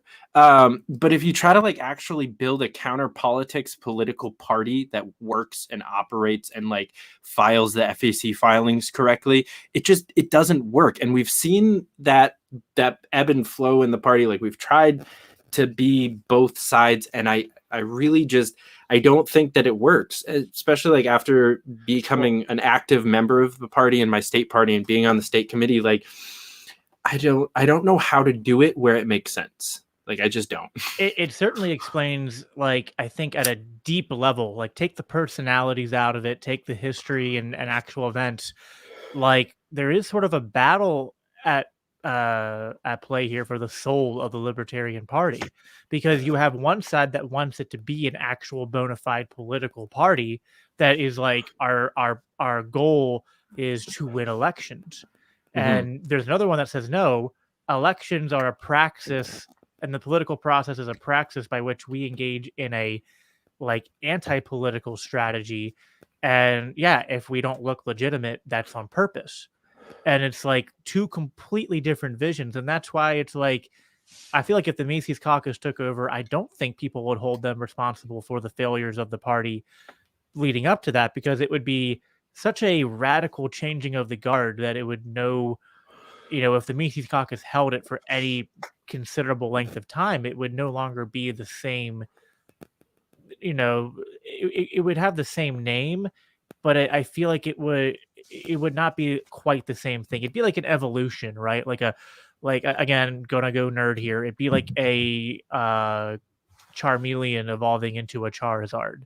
Like it's the same thing, but also not the same thing. You know what I mean? Like there's a through line from those two things, but the Charizard is now a completely different animal, so to speak, than a Charmeleon. So that's kind of what I feel like what would happen if the Mises Caucus took over and takes over in a way that they want to take over. You know what I mean? Yeah. And accomplishes their agenda.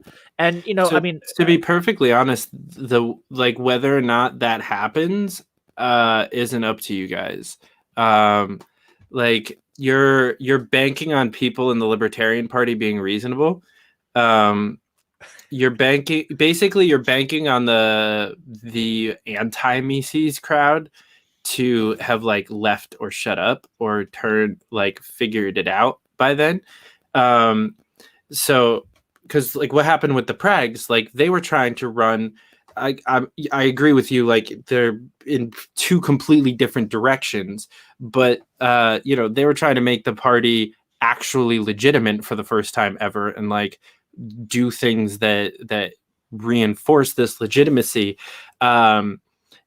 But they were not given the chance to, because the party and factions of the party were instantly against them, trying to paint them along with the failures of the past and paint this like narrative that the Prags have been this like secret, like dark room, like smoky back room kind of group forever, and they're the reason that Bill Weld existed. When literally we ran to, or like the goal was you're like the cathedral of the liberty movement, right, like somehow with like no backing previously, like just brand new caucus, somehow is the cathedral. And the thing is, like, we were moving in the correct direction. Like, we just got this weekend is the last of the 8 regional trainings for the LP. Like, we're doing like full weekend long trainings, whether it's there's 2 tracks. There's a candidate track and a affiliate track where you get to go spend 2 full days learning how to run a campaign or to run an affiliate, how to market, how to do comms, like all the different facets of it. Like we're doing that stuff, and because of the stuff that JBH put into motion, and Whitney being also a pragmatist, it's carrying on a lot of that. But like, we really just weren't given a chance to show people what the Charizard of the Prague Party could look like, where we actually have like a powerhouse that can win elections in all 50 states continuously, consecutively. Like, we're building up city councils and mayoralships and county legislators like crazy across the country. If we had been given 4 years to actually build that, we were on track to do that, and it just wasn't allowed. So I would love to see the Mises Caucus change the direct trajectory of the party and succeed. But you guys are really banking on people not tearing that down from square one. And I would love for us to not be the shitty group of shitballs that we are, but I'm not confident that y'all are going to get that chance. Oh yeah, no, believe me, I'm, something I've been saying a lot lately is, but like I'll say this to both sides. Like, I say to the loser brigade types, like, listen, the Mises Caucus isn't going away. I don't envision them at this point going the way of the Prague Caucus and dissolving. I mean, at least not anytime over the next like 5 years or something. Like, I mean, it's hard to predict the future. Who knows what happens 10, 20 years down the line. But right now it'd be hard to conceive of a scenario outside of like a bunch of people like being assassinated, which that's not a recommendation, by the way. So don't. But it's not an actual suggestion. But outside of something like, we do not condone violence on Fight for Liberty. Right. So outside of something like that, I don't think that the Mises Caucus is going away. But then on the flip side, what I tell people in the Mises Caucus that I'm, working with is we also have to not overestimate the extent to which people who don't like us will disappear. I know that that's happened a lot over the past year. People have rage quit the party and left for various reasons, but there's still going to be a lot of libertarians left who are not in the Mises Caucus, who have various opinions of us. Not everyone who's outside the Mises Caucus is for us, but not all of them are against us either. We have to learn, like, we're never going to be the only entity within the party. No. So and you don't want to be. No, I want there to be a division of labor. It's tough. I agree with the Mises Caucus in terms of there needing to be a change of direction and style. And it's kind of like what we're advocating for is like, if I want to use, okay, I'll stop being a nerd and I'll put my jock hat on. It's like football. It's like, we want a change of head coach. We want a change of ownership. It's like, we want to change the way that this team plays football, because we think the way we've been playing is just not winning us enough ball games, and we're not going to get to the Super Bowl anytime soon. But even when you put in new leadership and stuff, like, there's going to be some of that old leadership or old personnel that gets retained and old players who get retained. And you have to find a way to peacefully transition. And if you want to be successful, especially in the short term, you want to stick around for long enough to actually get your vision out there. You do have to find a way to work with those who do stay to work with you. Yeah. And that is something where, like, I believe that it's possible for the Mises Caucus to learn this and as they evolve to incorporate this. But it's not a given. It's something that I think that it will be hard to transition from a somewhat adversarial approach to the intra-party politics to a leadership position.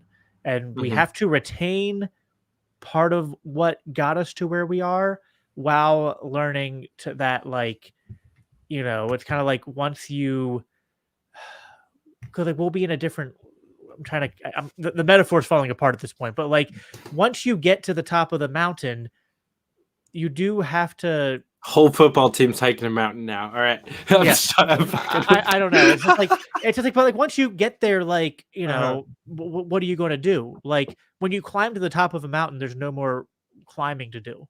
I guess it's like, you know what I mean? It's like once you get there, now you need to, all right, like if all you did was get there and do nothing, then it was a waste.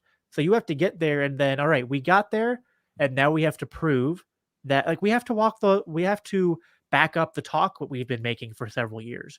Yeah. And if we've made all this talk about how we need to take over the party to make it successful for the last 4 years, and we get there and we squander our chance, we're going to lose that position and we're going to be mocked, and we'll have earned that.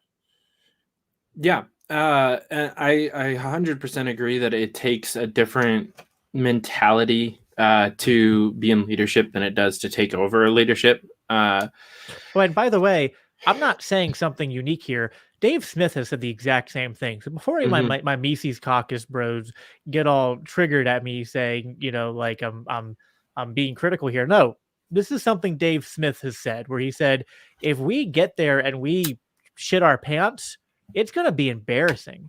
So like we're putting a lot on the line with how aggressive of an approach that we've taken, saying, no, we're the ones that can get it done.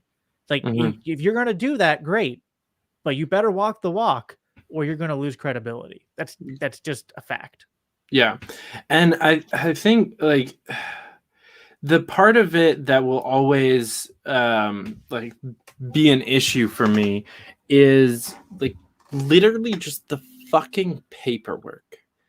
Just the amount of paperwork that goes into both having a party and then running a campaign. Like the amount of cluster fuckery that it is to be a campaign treasurer is just obscene. And like you guys are lucky. Why we need a pragmatist caucus. Right. Which I find it funny that I'm actually endorsing a Mises Caucus treasurer for the LNC, but that's because he's a fucking genius. Like Todd Hagopian should be a pragmatist. You can't have him. He got snatched up, but he belongs with us. He's about making shit work correctly. He's a good dual caucus kind of person. Same with Tyler Smith, who's part of the Radical Caucus, but also belongs with us. And is running to make the secretarial role actually fucking work to the best of its ability. No shade throwing at the old secretary, but we could use a 21st century like outlook as a party. And there's a lot of stuff that goes into that, and new blood is good. So yeah, I think the amount of upkeep that is required to just exist in the political sphere, to me, is more than is necessary, and it seems stupid. And the kind of people that I think resonate with the Mises Caucus messaging, and also probably like my own personal messaging, or maybe that of like Spike Cohen, they don't want to participate in that bullshit. Like they don't want to learn Robert's rules. They don't want to sit through conventions. They don't want to file paperwork. They want to either keyboard warrior or like go fucking feed homeless people. Like I was just on the phone with Spike's producer yesterday, and he was going off. He's like, I'm getting messages about this bullshit that's going on Twitter. And it's like, oh, somebody was bad mouthing Spike on this show. And like, I go and I watch it, and it's like 2 comments, and they were kind of mild, and then the host disagreed with them, and then they moved on to talk about something else. Like, I don't fucking care. We're trying to save about like 30 something like elderly disabled people from getting kicked out of their fucking home. Like that's what Spike's worried about right now, not like some douchebag on some podcast that no one's watching. And so Like, I think that Yeah, those no one types watches of people, secretarians. um, Sorry, I had to take that shot. It was wide open. mhm. I don't, that's for sure. But so I think that so really, I guess my final opinion is that to take someone like Spike or even Dave Smith, or even Michael Heiss, in my opinion, and put them into the party bullshit and bureaucracy is a waste of talent. That's why I oppose the Mises takeover. I think it's a waste of talent for almost every member of your caucus, except for Angela. I think that she I is, was gonna say, I think Angela's well suited for the role of chair, and yeah, and I think and obviously Todd, but like everybody else, I don't know. I mean, I feel like, and I'm not going to fault you too much for this, but I have more of an insider perspective, and we do have a diversity of talent in the Mises Caucus. I mean, there's a lot of people here who are programmers, people who are nerds and do a lot of paperwork, who are accountants, who are lawyers. We have at least here. I don't know. Every state's different. Here in PA, gosh, we have like 10 or 12 off the top of my head, like professional lawyers in the PA Mises Caucus. Mhm. So like we have people that have a wide variety of skills, and that's kind of very state by state, and doesn't mean that the pool of talent that we need will only solely exist though within the caucus. We're going to need people outside of the caucus, 100%. That's why I love Angela, because Angela is like, listen, like I'm kind of with the Mises Caucus, but really, like, I just want to work with anybody who's going to work with us, and I want to put people in the right positions to succeed and utilize their skills well. So I think she's going to be well suited for that role. I think, I think she, and She's I also a know, great model for taxation as theft dresses. yes. Dude, I want one of those dresses. I'm just like, I don't know. Maybe I'm a cross dresser now. I don't know. You heard it here first, folks. No borders. Jacob, super conservative Winograd, is a cross-dresser. Yeah, it's dude. Don't you dare try to fucking label me. That's basically my personality. Oh my god. But so I don't want to discredit the people that are in your caucus that are good at the back end and the work, because that's one of the things that your caucus has succeeded at, is actually putting in the back end and the work and existing as a pack and doing well that way. So I definitely don't want to like make it sound like everyone in the Mises Caucus is like a bleeding heart activist type. But I think that, so obviously there's positions for people that are currently in the Mises Caucus, in the Libertarian Party and in the structure. But I just think for a vast majority, and especially like the people whose names like would often come to mind, because I don't know everyone on the state levels, but people like Dan Smots or Dave Smith or Michael Heiss or like Scott Horton, like these people are doing amazing work doing what they're doing. And I think taking on work of like, if Michael Heiss was trying to run for LPPA chair, like that would just be dumb. Like that would just be a waste of his time and talents. He's doing so much better with taking an action pack than he could ever do with a state party. Yeah, no, I mean there's parts of that I agree with, and you have to know where to put your right players. And I'm Karen Aaron Harlos is a friend. I love her to death because she's my friend. If she's gonna run for secretary again, like I'll probably end up supporting her.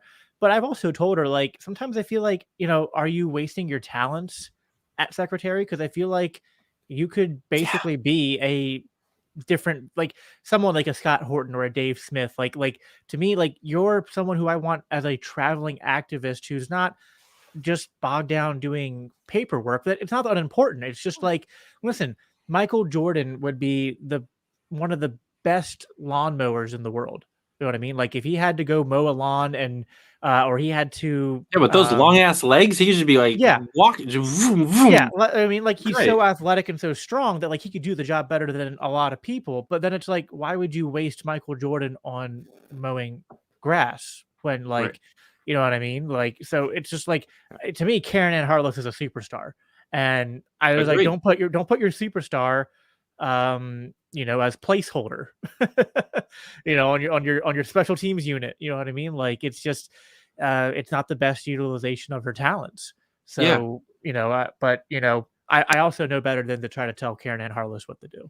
It's very That's dangerous. also a good point.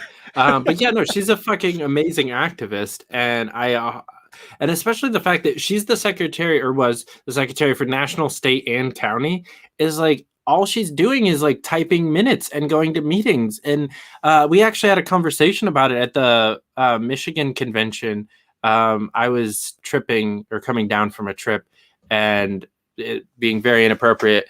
But she was talking about like just how many minutes she had to type up. And I'm like, you really must be a masochist, like, to take this on yourself. I was like, you and your opponent probably have more in common than you realize. Oh my God. She got almost as red as her hair. It was quite funny. But yeah, no, I mean, she's a fucking amazing activist, and like my girlfriend, Caitlin Cloven, will tell anyone that'll listen, like her activism is what brought her into the LP. Like Karen Ann's activism, like I know, and she's not the only one that I know like that. Like they saw a video of her, or saw her speak, or saw her do a thing, like direct action somewhere, and that got them inspired my fired up. wife. My wife was like not really big into, I mean, she was kind of like anarchist leaning, but not really dived in the whole way. And then I showed her Karen Ann Harlow's posts and stuff, and videos, and yeah, I mean, like, and then I got to meet her at the PA convention, which my wife didn't go to, and got a picture taken with Karen Ann, and like I sent it to her, and my wife called me immediately and was just like fucking stop. Did you tell her that I love her? Did you tell her that like she's my that like she's my favorite person in the world? And so she's excited to get to meet her at some point. But yeah, I think you do have to be wary about not putting talent in places where their talent is used for things that it could be used for better elsewhere. And it's not to mean the people that like, listen, we need activists, but then we also need the people who are really good at being secretaries, who are good at meeting deadlines, at knowing election laws state by state, helping to run meetings effectively.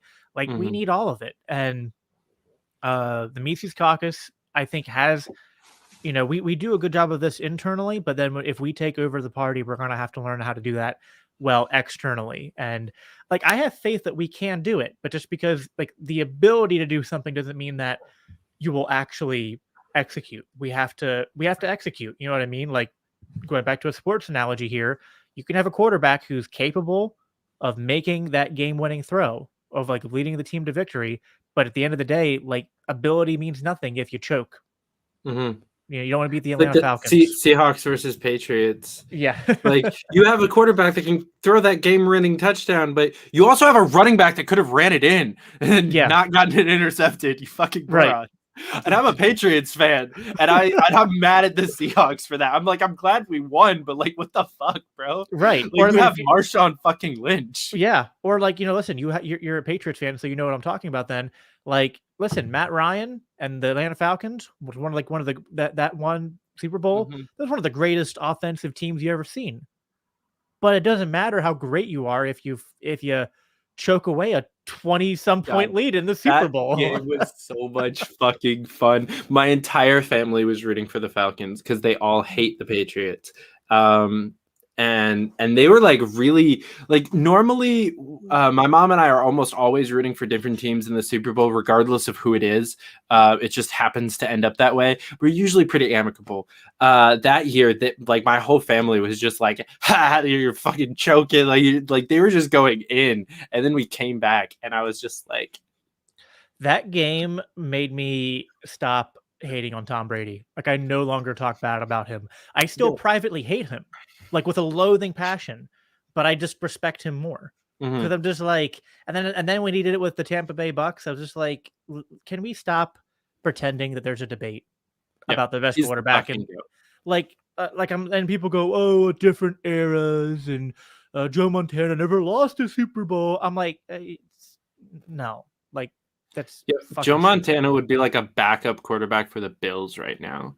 Like Joe Montana couldn't compete with the top dozen quarterbacks in the league right now. Yeah, it's a different era, and being a quarterback is harder now than it ever was.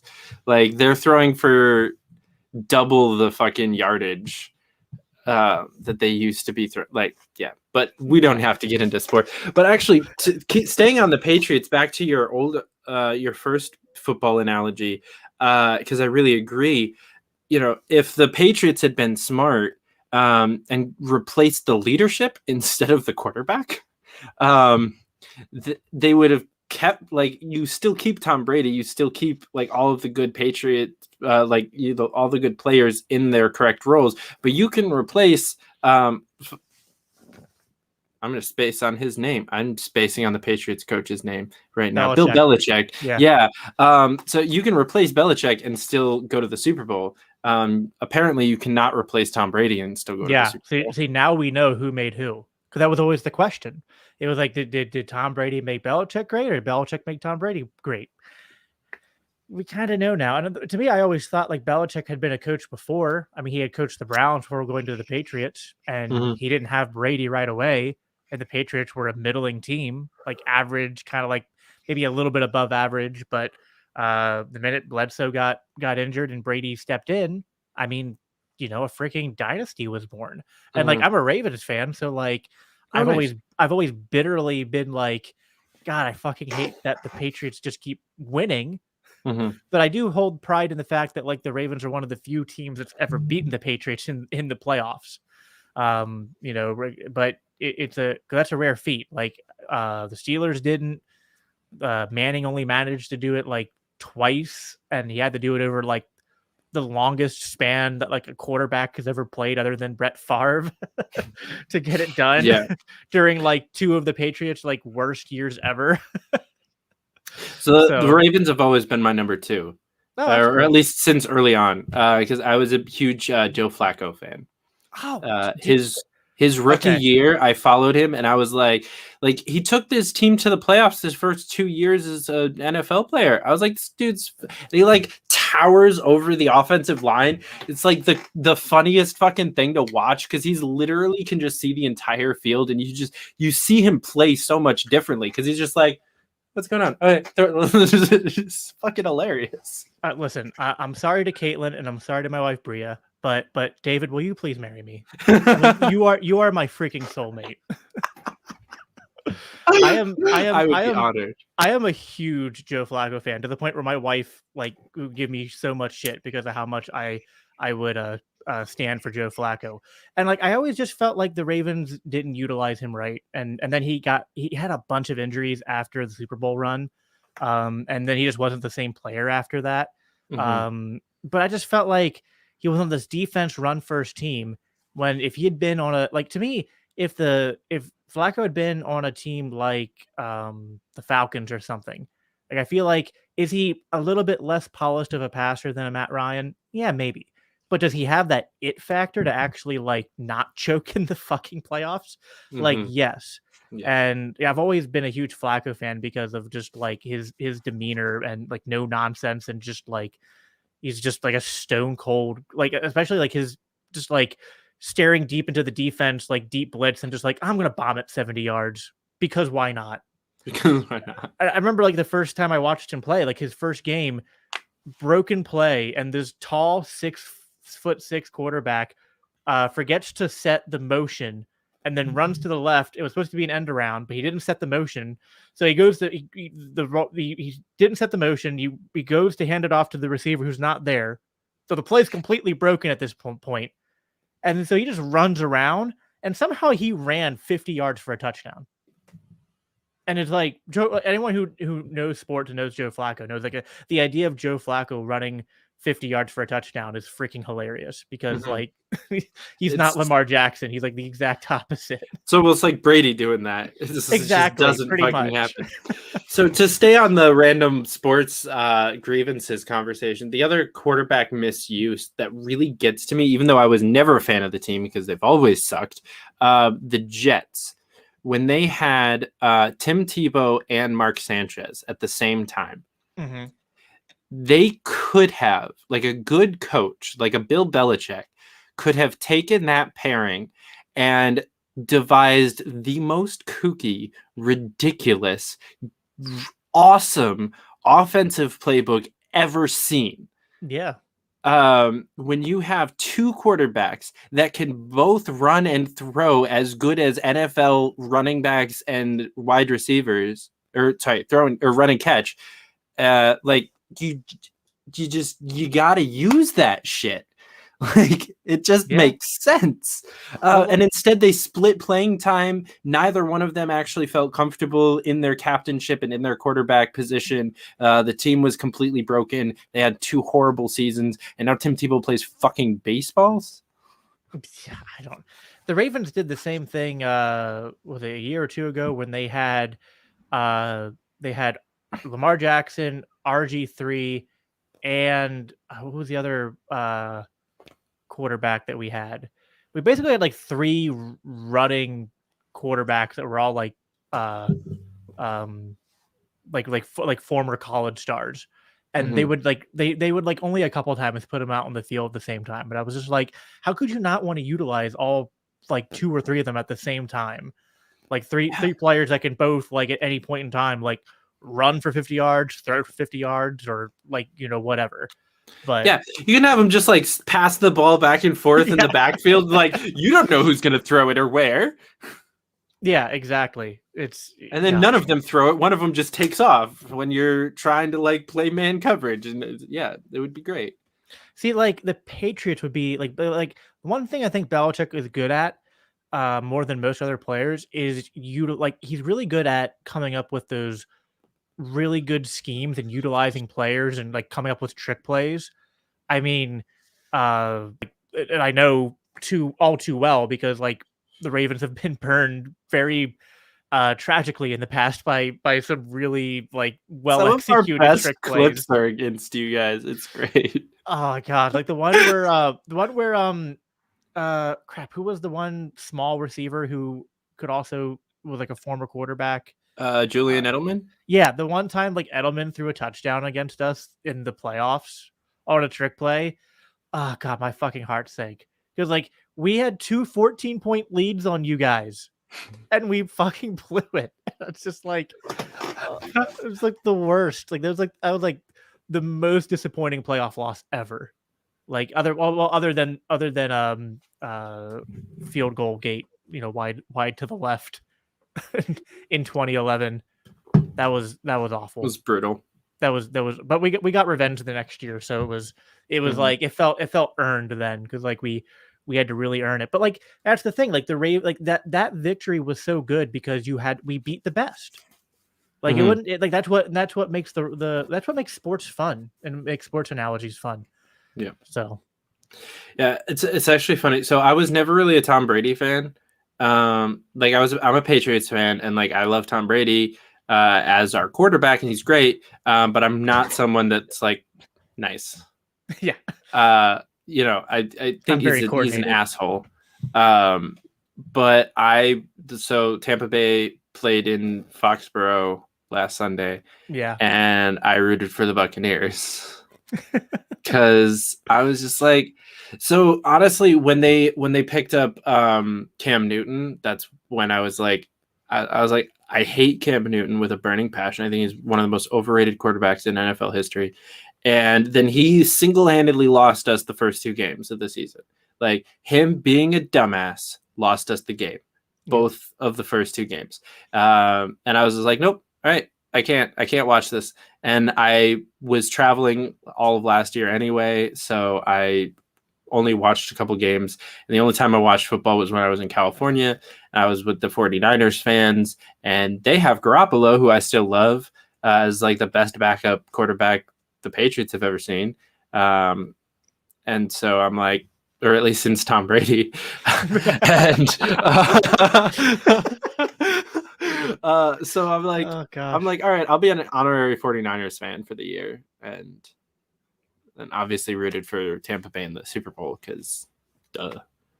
Yeah.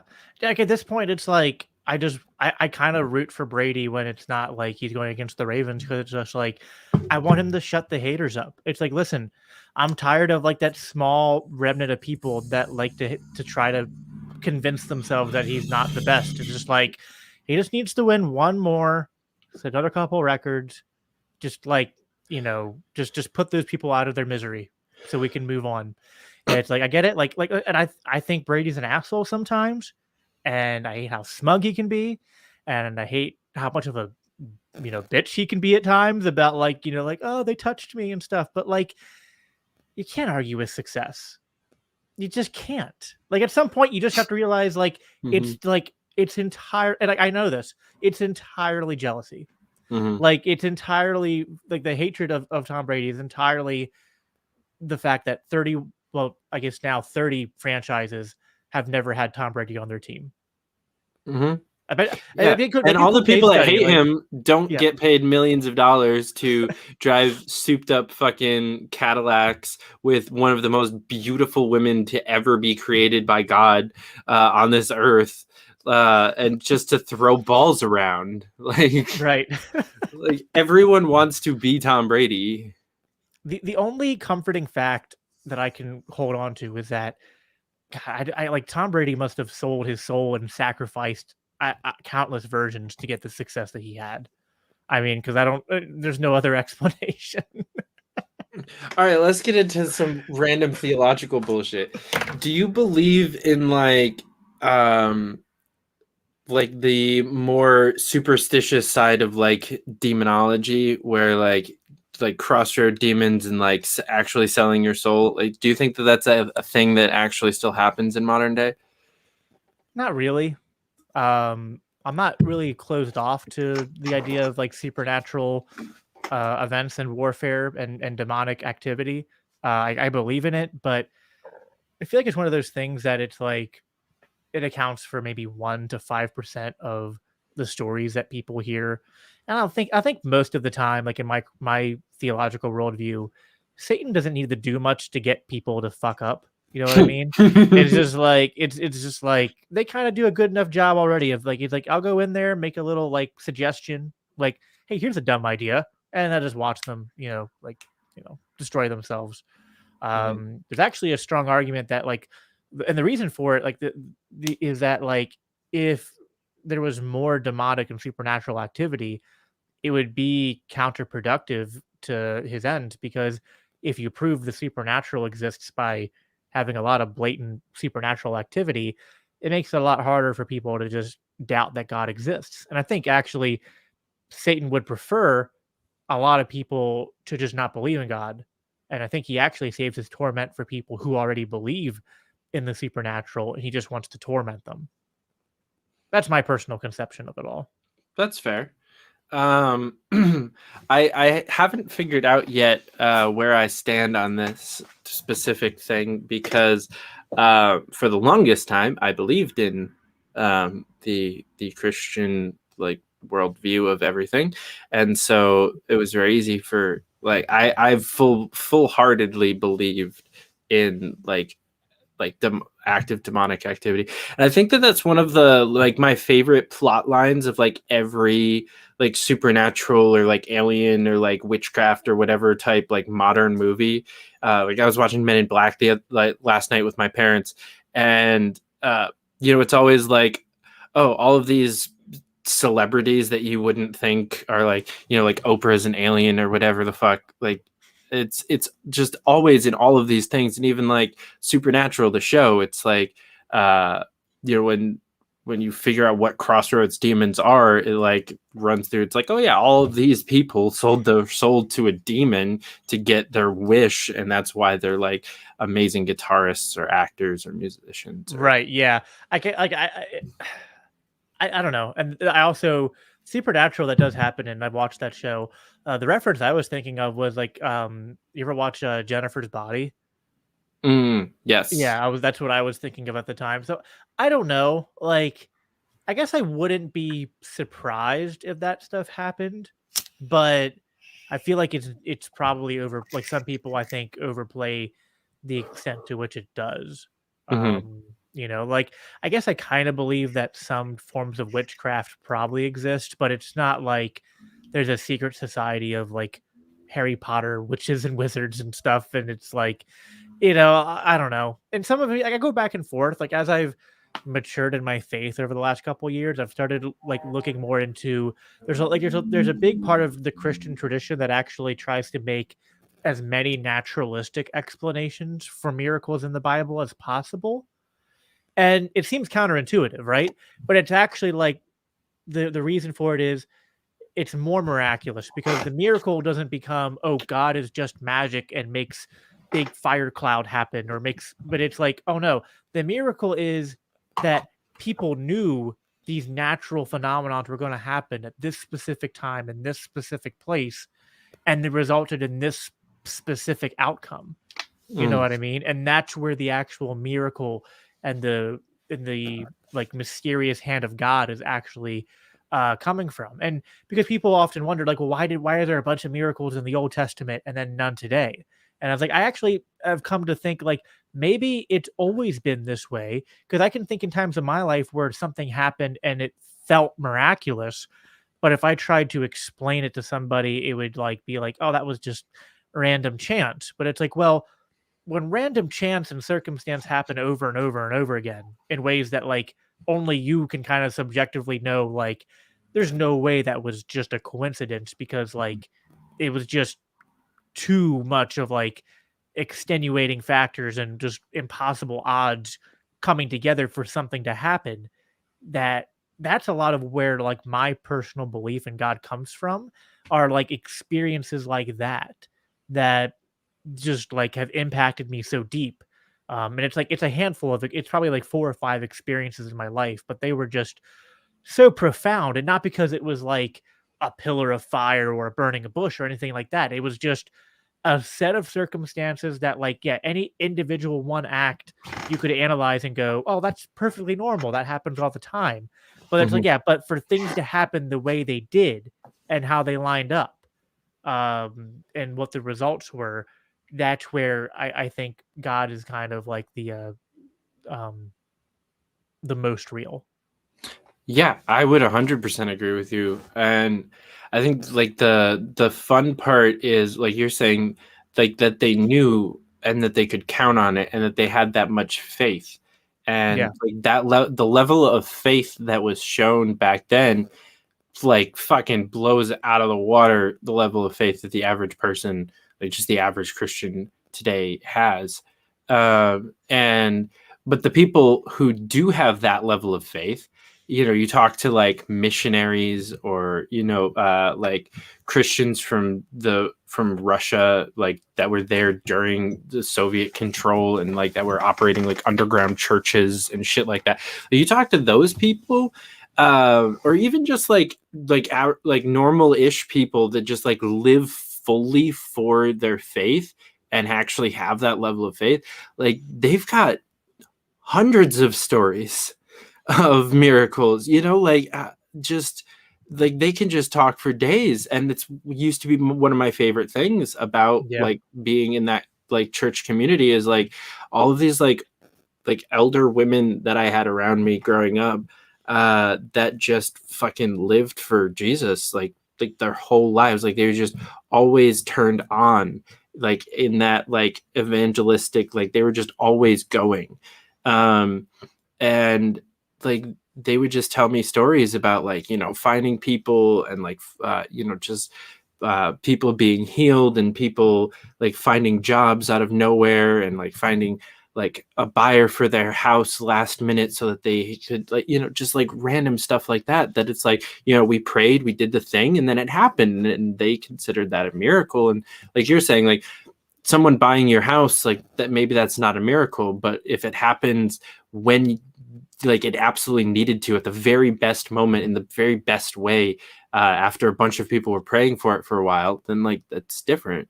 And that's why like I hate anti-theists, because I've just witnessed too much of that shit to not believe in some form of like higher something, like whether it's just like a collective consciousness kind of like Hinduistic kind of or like more Taoist kind of belief, or if it's like I don't know, but there's got to be something.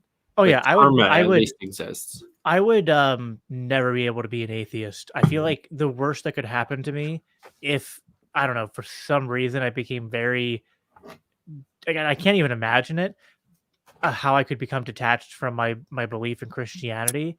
But if it did, I think I would end up settling on some kind of like Hinduism or Buddhism or something because I very much believe in the idea of like a god or like a supernatural that like the way I've put it like on like I've talked to this with Reed when I was on his show and some other atheists I've talked to. It's like my main thing that I am opposed to is materialism being all that there is, and like that I reject. And I think Have you ever done psychedelics? no, but I'm really interested to because like I know where like you're leading with that, and yeah, no, I mean, listen, you and Shane Hazel will fight it out because you, both of you want to help me down that journey to take. I don't know, Adam Nutter too. All three of them are We can do it together. like That sounds so much better. So I mean, I'm open to trying anything at least once. You know, and I've always been, I don't know. I've never been against it. I've never had an overwhelming desire to like go seek out those kinds of things. But I don't know. It's at the point now where I'm just like, you know, at some point, yeah, I would be open to at least one time, so I have some kind of point of reference because I'd like to know how it compares to the really religious experiences that I've had in my lifetime, and to be able to compare and contrast from experience and not just from a going off of how other people describe it. I really am very much looking forward to this scenario. I'm trying to set it up before the end of the year, where I am back in New York City and can go to my old church and be on mushrooms when I do so. Wow. Because I feel like that would be actually, I would love it if they did another one of their music nights on the roof, because that's something that we do like every 3 months. It's just like an hour and a half long concert, basically, of our worship team up on the roof of the building that the church is in, which is in like Tribeca, Manhattan. It's a beautiful neighborhood. So I would absolutely love nothing more, even though I'm like I don't necessarily believe in it anymore. Like that shit still gets to me. Like I'll still listen to worship music every once in a while, because like it's still good, and I do still enjoy going to church if it's a good church, and like the energy of good Christians is like a good energy, like regardless of what you believe. Like the right churches, you know, any spiritualist should feel welcome there, I feel like, and like, because you know there's a genuine desire to help people, so, and I really think that being on mushrooms at church, it would be wonderful, because like all music sounds better when you're tripping, so I just couldn't imagine like in-person worship. Like sounds fucking awesome. Yeah, I don't know. And you know, some Christians are like, you know, you're supposed to be sober minded and all this, and it's just, and the thing I can't get over is like, I don't think that God would put things in His creation that are like that serve no purpose and that are wrong to use in all contexts. The key to me is to find the right context to use them in and the right way to use them in. And really that's kind of what the Bible talks about is everything is permissible, but not everything is beneficial. Everything has its kind of time and place, you know, like, so, yeah, you know, I don't know. I would have to, you know, it's new territory for me, but I'm open to discovering, you know, for me, where those right times and places are. And, you know, I feel like doing it with a purpose to gain something out of it has to be as good of a reason to do it as you can. Like I've never been someone that like, I don't know, like I've never been someone to like seek highs or to seek like to do something just for, I don't know, like the pleasure you get out of it. I'm very purpose oriented. Like I don't like movies that Do are you just smoke? I don't know. Okay, I didn't think so. I couldn't remember. I drink a beer now and then, but Mhm. even then it's like, I'm so, and maybe this is like part of my autism or something, but like I hate movies that are just comedies or that are just horror films, or like when a movie has a story that's just like, oh, the purpose of this movie is just to like be terrifying or just to be funny, and like there's no purpose to it. It irritates me. Like I hate when things are pointless.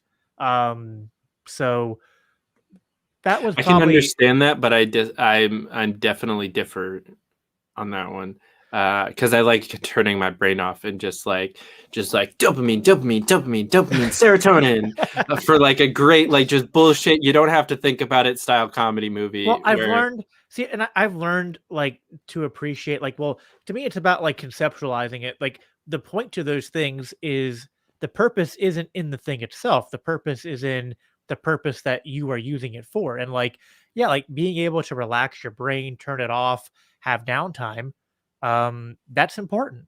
Mhm, Even God rested on the seventh day and commands that we do.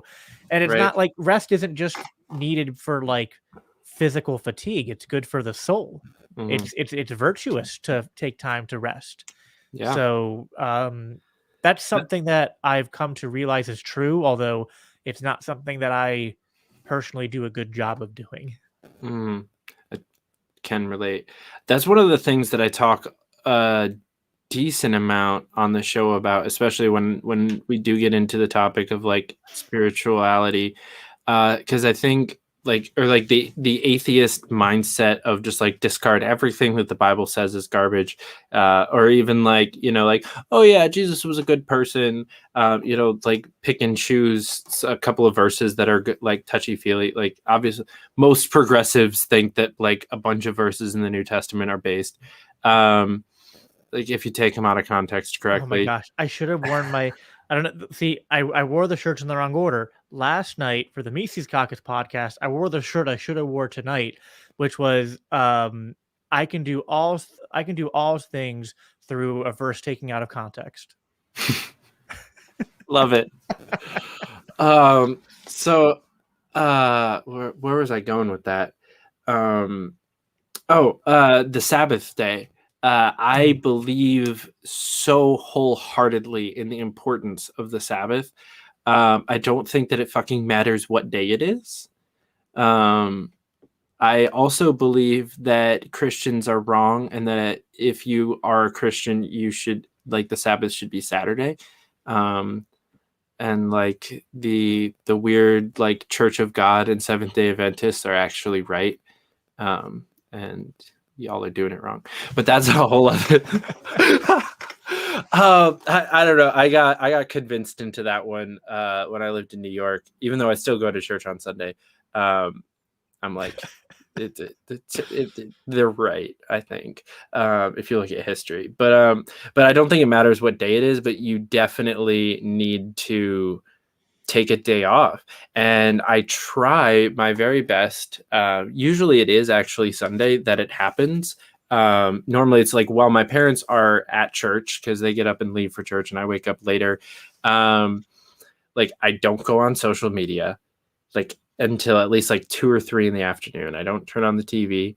I put my headphones on and I start listening to music, various different types of music depending on the mood. But it's just like I listen to music, I smoke some weed, I just like go outside and just like get some fresh air and just like listen to music and just like think and just like don't do anything. I don't work. I don't go on social media. I also social media is not off time, people. Like that's not a break. No, it's Uh, not.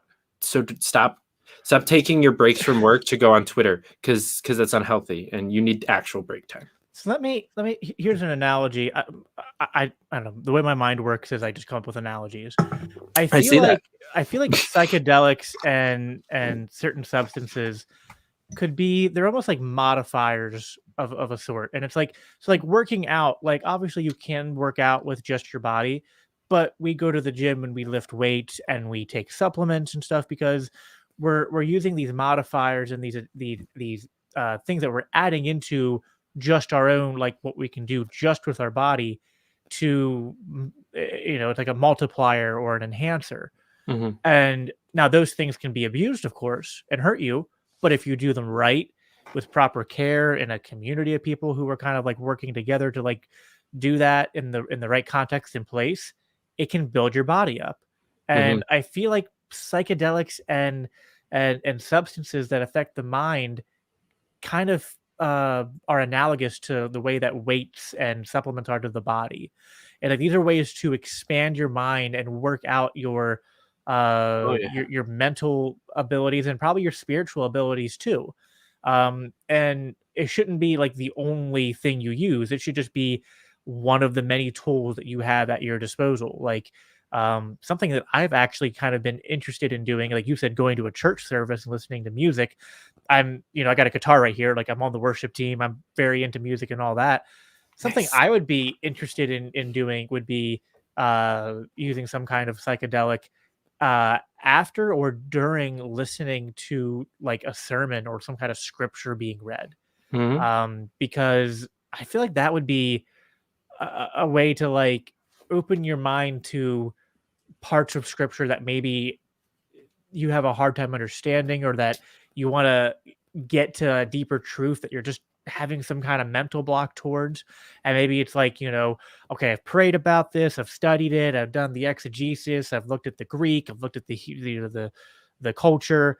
I'm just still struggling with this. I'm going to go take an evening off, take some shrooms, relax, meditate, and see what comes to me. And it's kind of like, to me, it's like in a way you're preparing the fields for rain, so to speak, would be the metaphor I would use. It's like, listen, God, I want a revelation, I want a breakthrough, and I'm going to put myself in the position to receive some kind of wisdom or experience that I think that you want me to have. Mhm. Um, that's where my brain goes with this stuff. Yeah, one of my favorite things to do while I'm tripping. So there was like a month long span where I was living with a couple of friends, and she had just gotten as a gift like a fuck ton of drugs. We were just like kind of rationing them out for like almost a month. So there was just like many trips, and then I came home and I was tripping on acid, or like maybe two of these times it was mushrooms, the rest of it was acid, but every other weekend for almost 3 months. But it was like scheduled. I would like block out time from the campaigns that I was working on and everything else. I would like literally post on social media like, hey guys, I'm going to disappear for 36 hours. If you really need me, text me. I turn notifications off on everything and just like go do this other thing. And one of my favorite things to listen to is it's called Philosophy Chill Step. So it's like a mixture of like chill step music with these like great philosopher speeches like overlaid. And sometimes it's just like the speech overlaid is really like poorly done. I'll listen to those too, but a lot of times it's like broken up and it's like a montage of like a bunch of different people and it's just like clips, but it'll kind of ebb and flow with the music, and they'll like hit their point and the music will like boom, and then like it'll like the bass will drop, and then it'll give you like 45 seconds of just music to kind of process that like mind-boggling thing that Alan Watts just said, and then before he continues his thing. And it's fucking awesome. And I think doing that to sermons and then tripping and like that, y'all could all learn some shit. And I 100% agree. It's like it's an enhancer. And that's why, even though I do like acid, I'm a big fan of like entheogens as a term and as a like political movement, because it's just like the natural stuff. So it's like cannabis, psilocybin, MDMA, and DMT.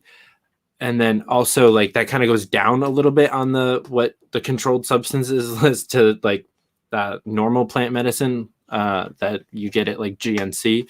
It kind of like all fits into that like entheogen term, and I go off of that most of the time because it's natural. It's like if you're a Christian, it's like it's God given. Like he created this shit for us to use and become better people.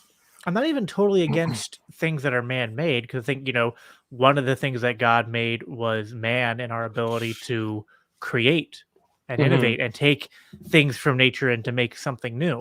So I'm not even against things that are manufactured, but it's all about the time, the place, the context, and to me, anything can be abused. And to me, it's not so much that there's anything that I like 100% avoid, but there's things that I recognize this can be used in a good context, and then there's ways that this could be abused that would be harmful to me. You don't want to be too overly dependent upon anything to, you know what I mean? Like you want to try to be well-rounded. But it's about approaching things with humility and trying to, I don't know, like just do these things while also taking on the responsibility of like one of Jordan Peterson's rules is to treat yourself like you're somebody, you're responsible for the well-being of another person. And it's weird you have to do that because it's like oftentimes we're much better at thinking about and being attentive to the needs of other people than we are ourselves. And we have to remember to like look at ourselves, our bodies, and our souls, and almost for at least a little bit do that mental exercise of like, let me look at myself from the third person sort of view and be like, if I was on the outside looking in at me, would I advise myself to do what I'm doing, or would I maybe do a different path? And so that's that. I think that's an important part of the element too, because the only hesitancy I have is, and I think it gets overblown, but there are some people out there that I think they use substances in a way that it becomes something that defines them, and it becomes it's like an excess of it, and that happens with anything. Like some people have a trouble with excess of food. Some people can't help but have an excess of, putting their genitals, all over the place. You know what I mean? Like, so, I'm dead. I mean, yeah. So, like, I will fully, like, loudly admit to anyone who wants to judge me for this. I smoke too much weed. Like, I'm not chemically dependent, but I am mentally dependent on cannabis to get through the day. When I run out of weed, it is not fun. It's a bad day. It fucks up my time. I have so many issues that I am not properly taking care of the ways that they should be, that cannabis kind of like dumbs down for a bit, that I have used it as an escape for so long that I am fairly dependent on it. What I love about psychedelics is that you can't be. You can still get the same obsessive kind of dependency that you can get with a TV show or a video game or something like that. But unlike even a TV show or a video game, you can only do it for so long. Like you eventually run out of serotonin and you can't trip anymore. Like you can just eat mushrooms all fucking day long. Nothing is going to happen. You need to wait at least a week. It's better if it's 2 before you can actually get that experience again. And then maybe you get like max 48 hours of it again. So like best case scenario, you can trip like 2 days a week. If it's like the weekend, every weekend, but that's I didn't know that, but that is really interesting. And like to me, this is one of those things that like it's this weird thing where like I believe in evolution, but then I also believe that we were designed. And some people don't understand how like I'm not a young Earth creationist. I'm not a fundamentalist in the sense of like I believe in the Genesis story in like the literal sense that like God created everything all at once basically. And stuff like that. Like I believe in evolution, but at the same time, I believe that like God working through natural means orchestrates things in such perfect ways. And the idea that something like psychedelics is like a substance that like almost comes with an inbuilt self-regulatory function and process with how it interacts with our brains is just like, these are the things that blow my mind, that I'm just like, you know what I mean? It's just like how I don't know. It's like patterns of that you find in reality that repeat themselves in these weird subtle ways that you just like you can see the footprints of God in the sand, so to speak. Yeah, and I will say that there is one exception to the like you run out of time tripping rule.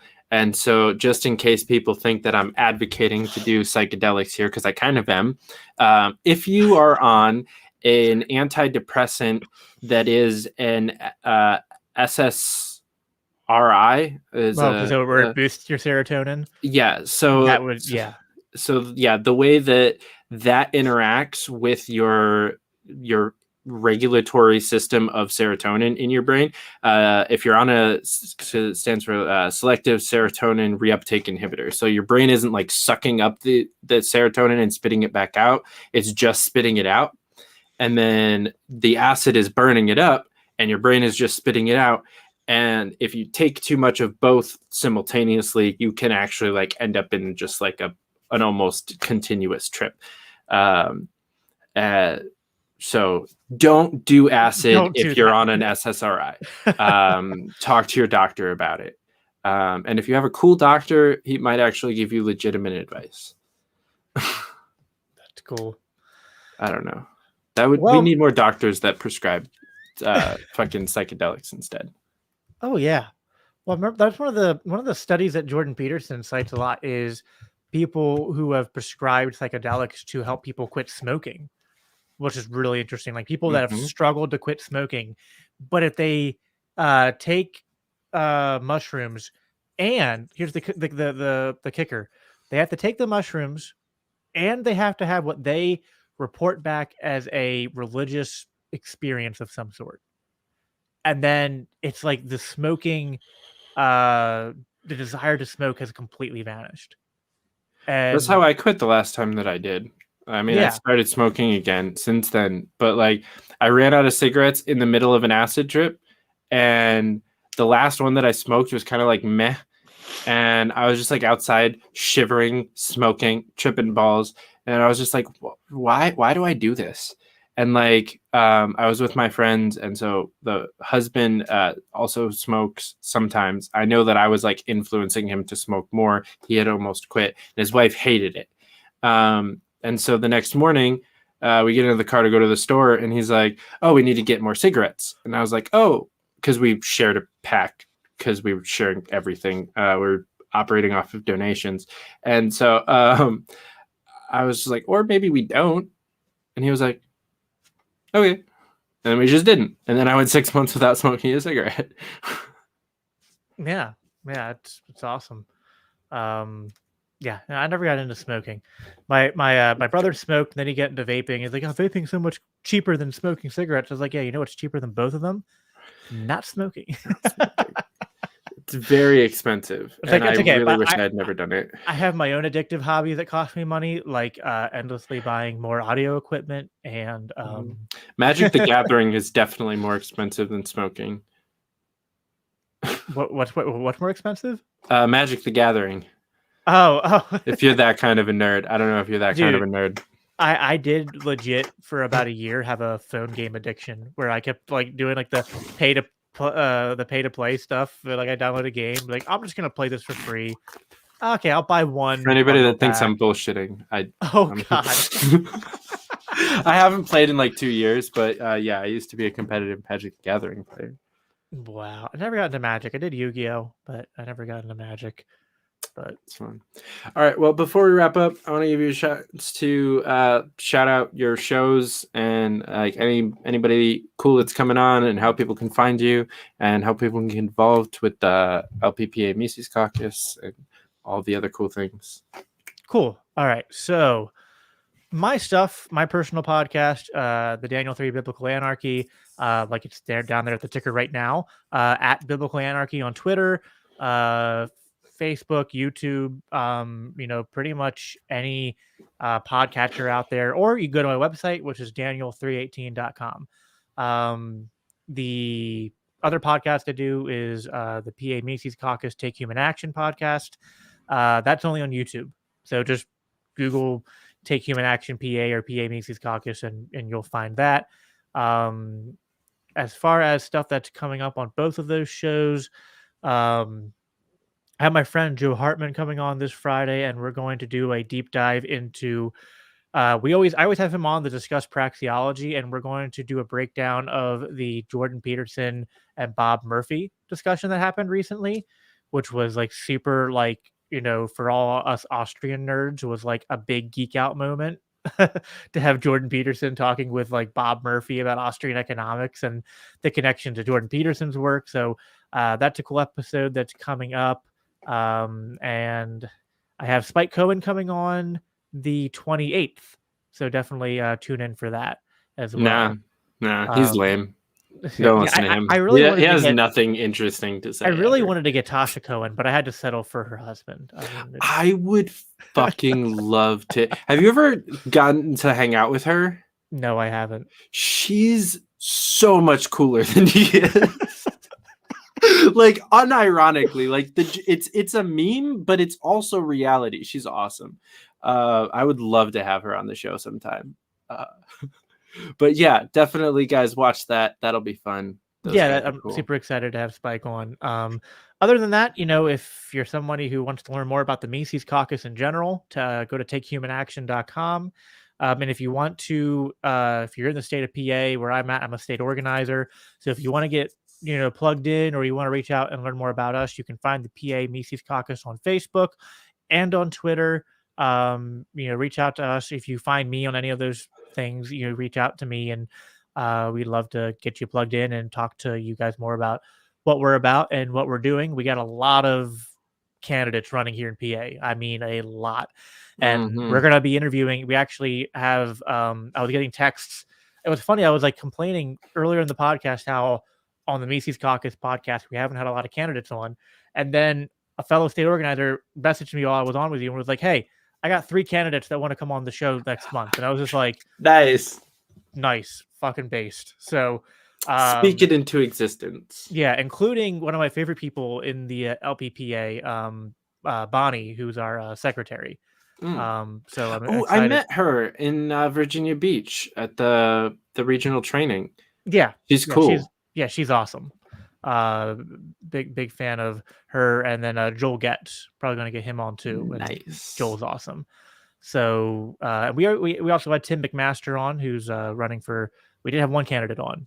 But we're trying to get more. So if you're in PA and you're running for office under the Libertarian Party banner, hit me up.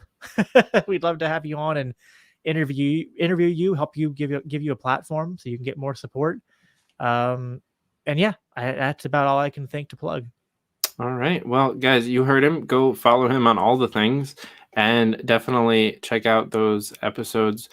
I personally will recommend the Spike and Joel Getz because they're both good friends of mine and awesome people. Definitely don't forget to like this video and subscribe to the channel, and go follow me on all the things if you don't already. I imagine if you're watching this, you probably already follow me on most of the things, but if you don't, do it. And if you do it, thanks. Nugofknowledge.com, promo code F4L to get some weed, so that you can become dependent on this stuff too. Just kidding. That's a bad sales spot. But I'm trying to be more like Spike Cohen, where I talk shit about my sponsors. That's my goal. I want to be more like Spike Cohen in every way. So this is just one facet of the full rebrand of David Cohen. It's coming. Jacob, thanks so much for coming on. This was great. We did like a full like Joe Rogan style 2.5 hours. This was great. Yeah, I know. It was awesome. I gotta fucking piss. I feel that. All right, guys, thanks so much for watching. We'll catch you back here tomorrow, 6 p.m. Eastern time. Dan Smots of the System is Down podcast, the creator of many multiple videos and ads for the libertarian movement. So catch that tomorrow. Until then, keep up the fight.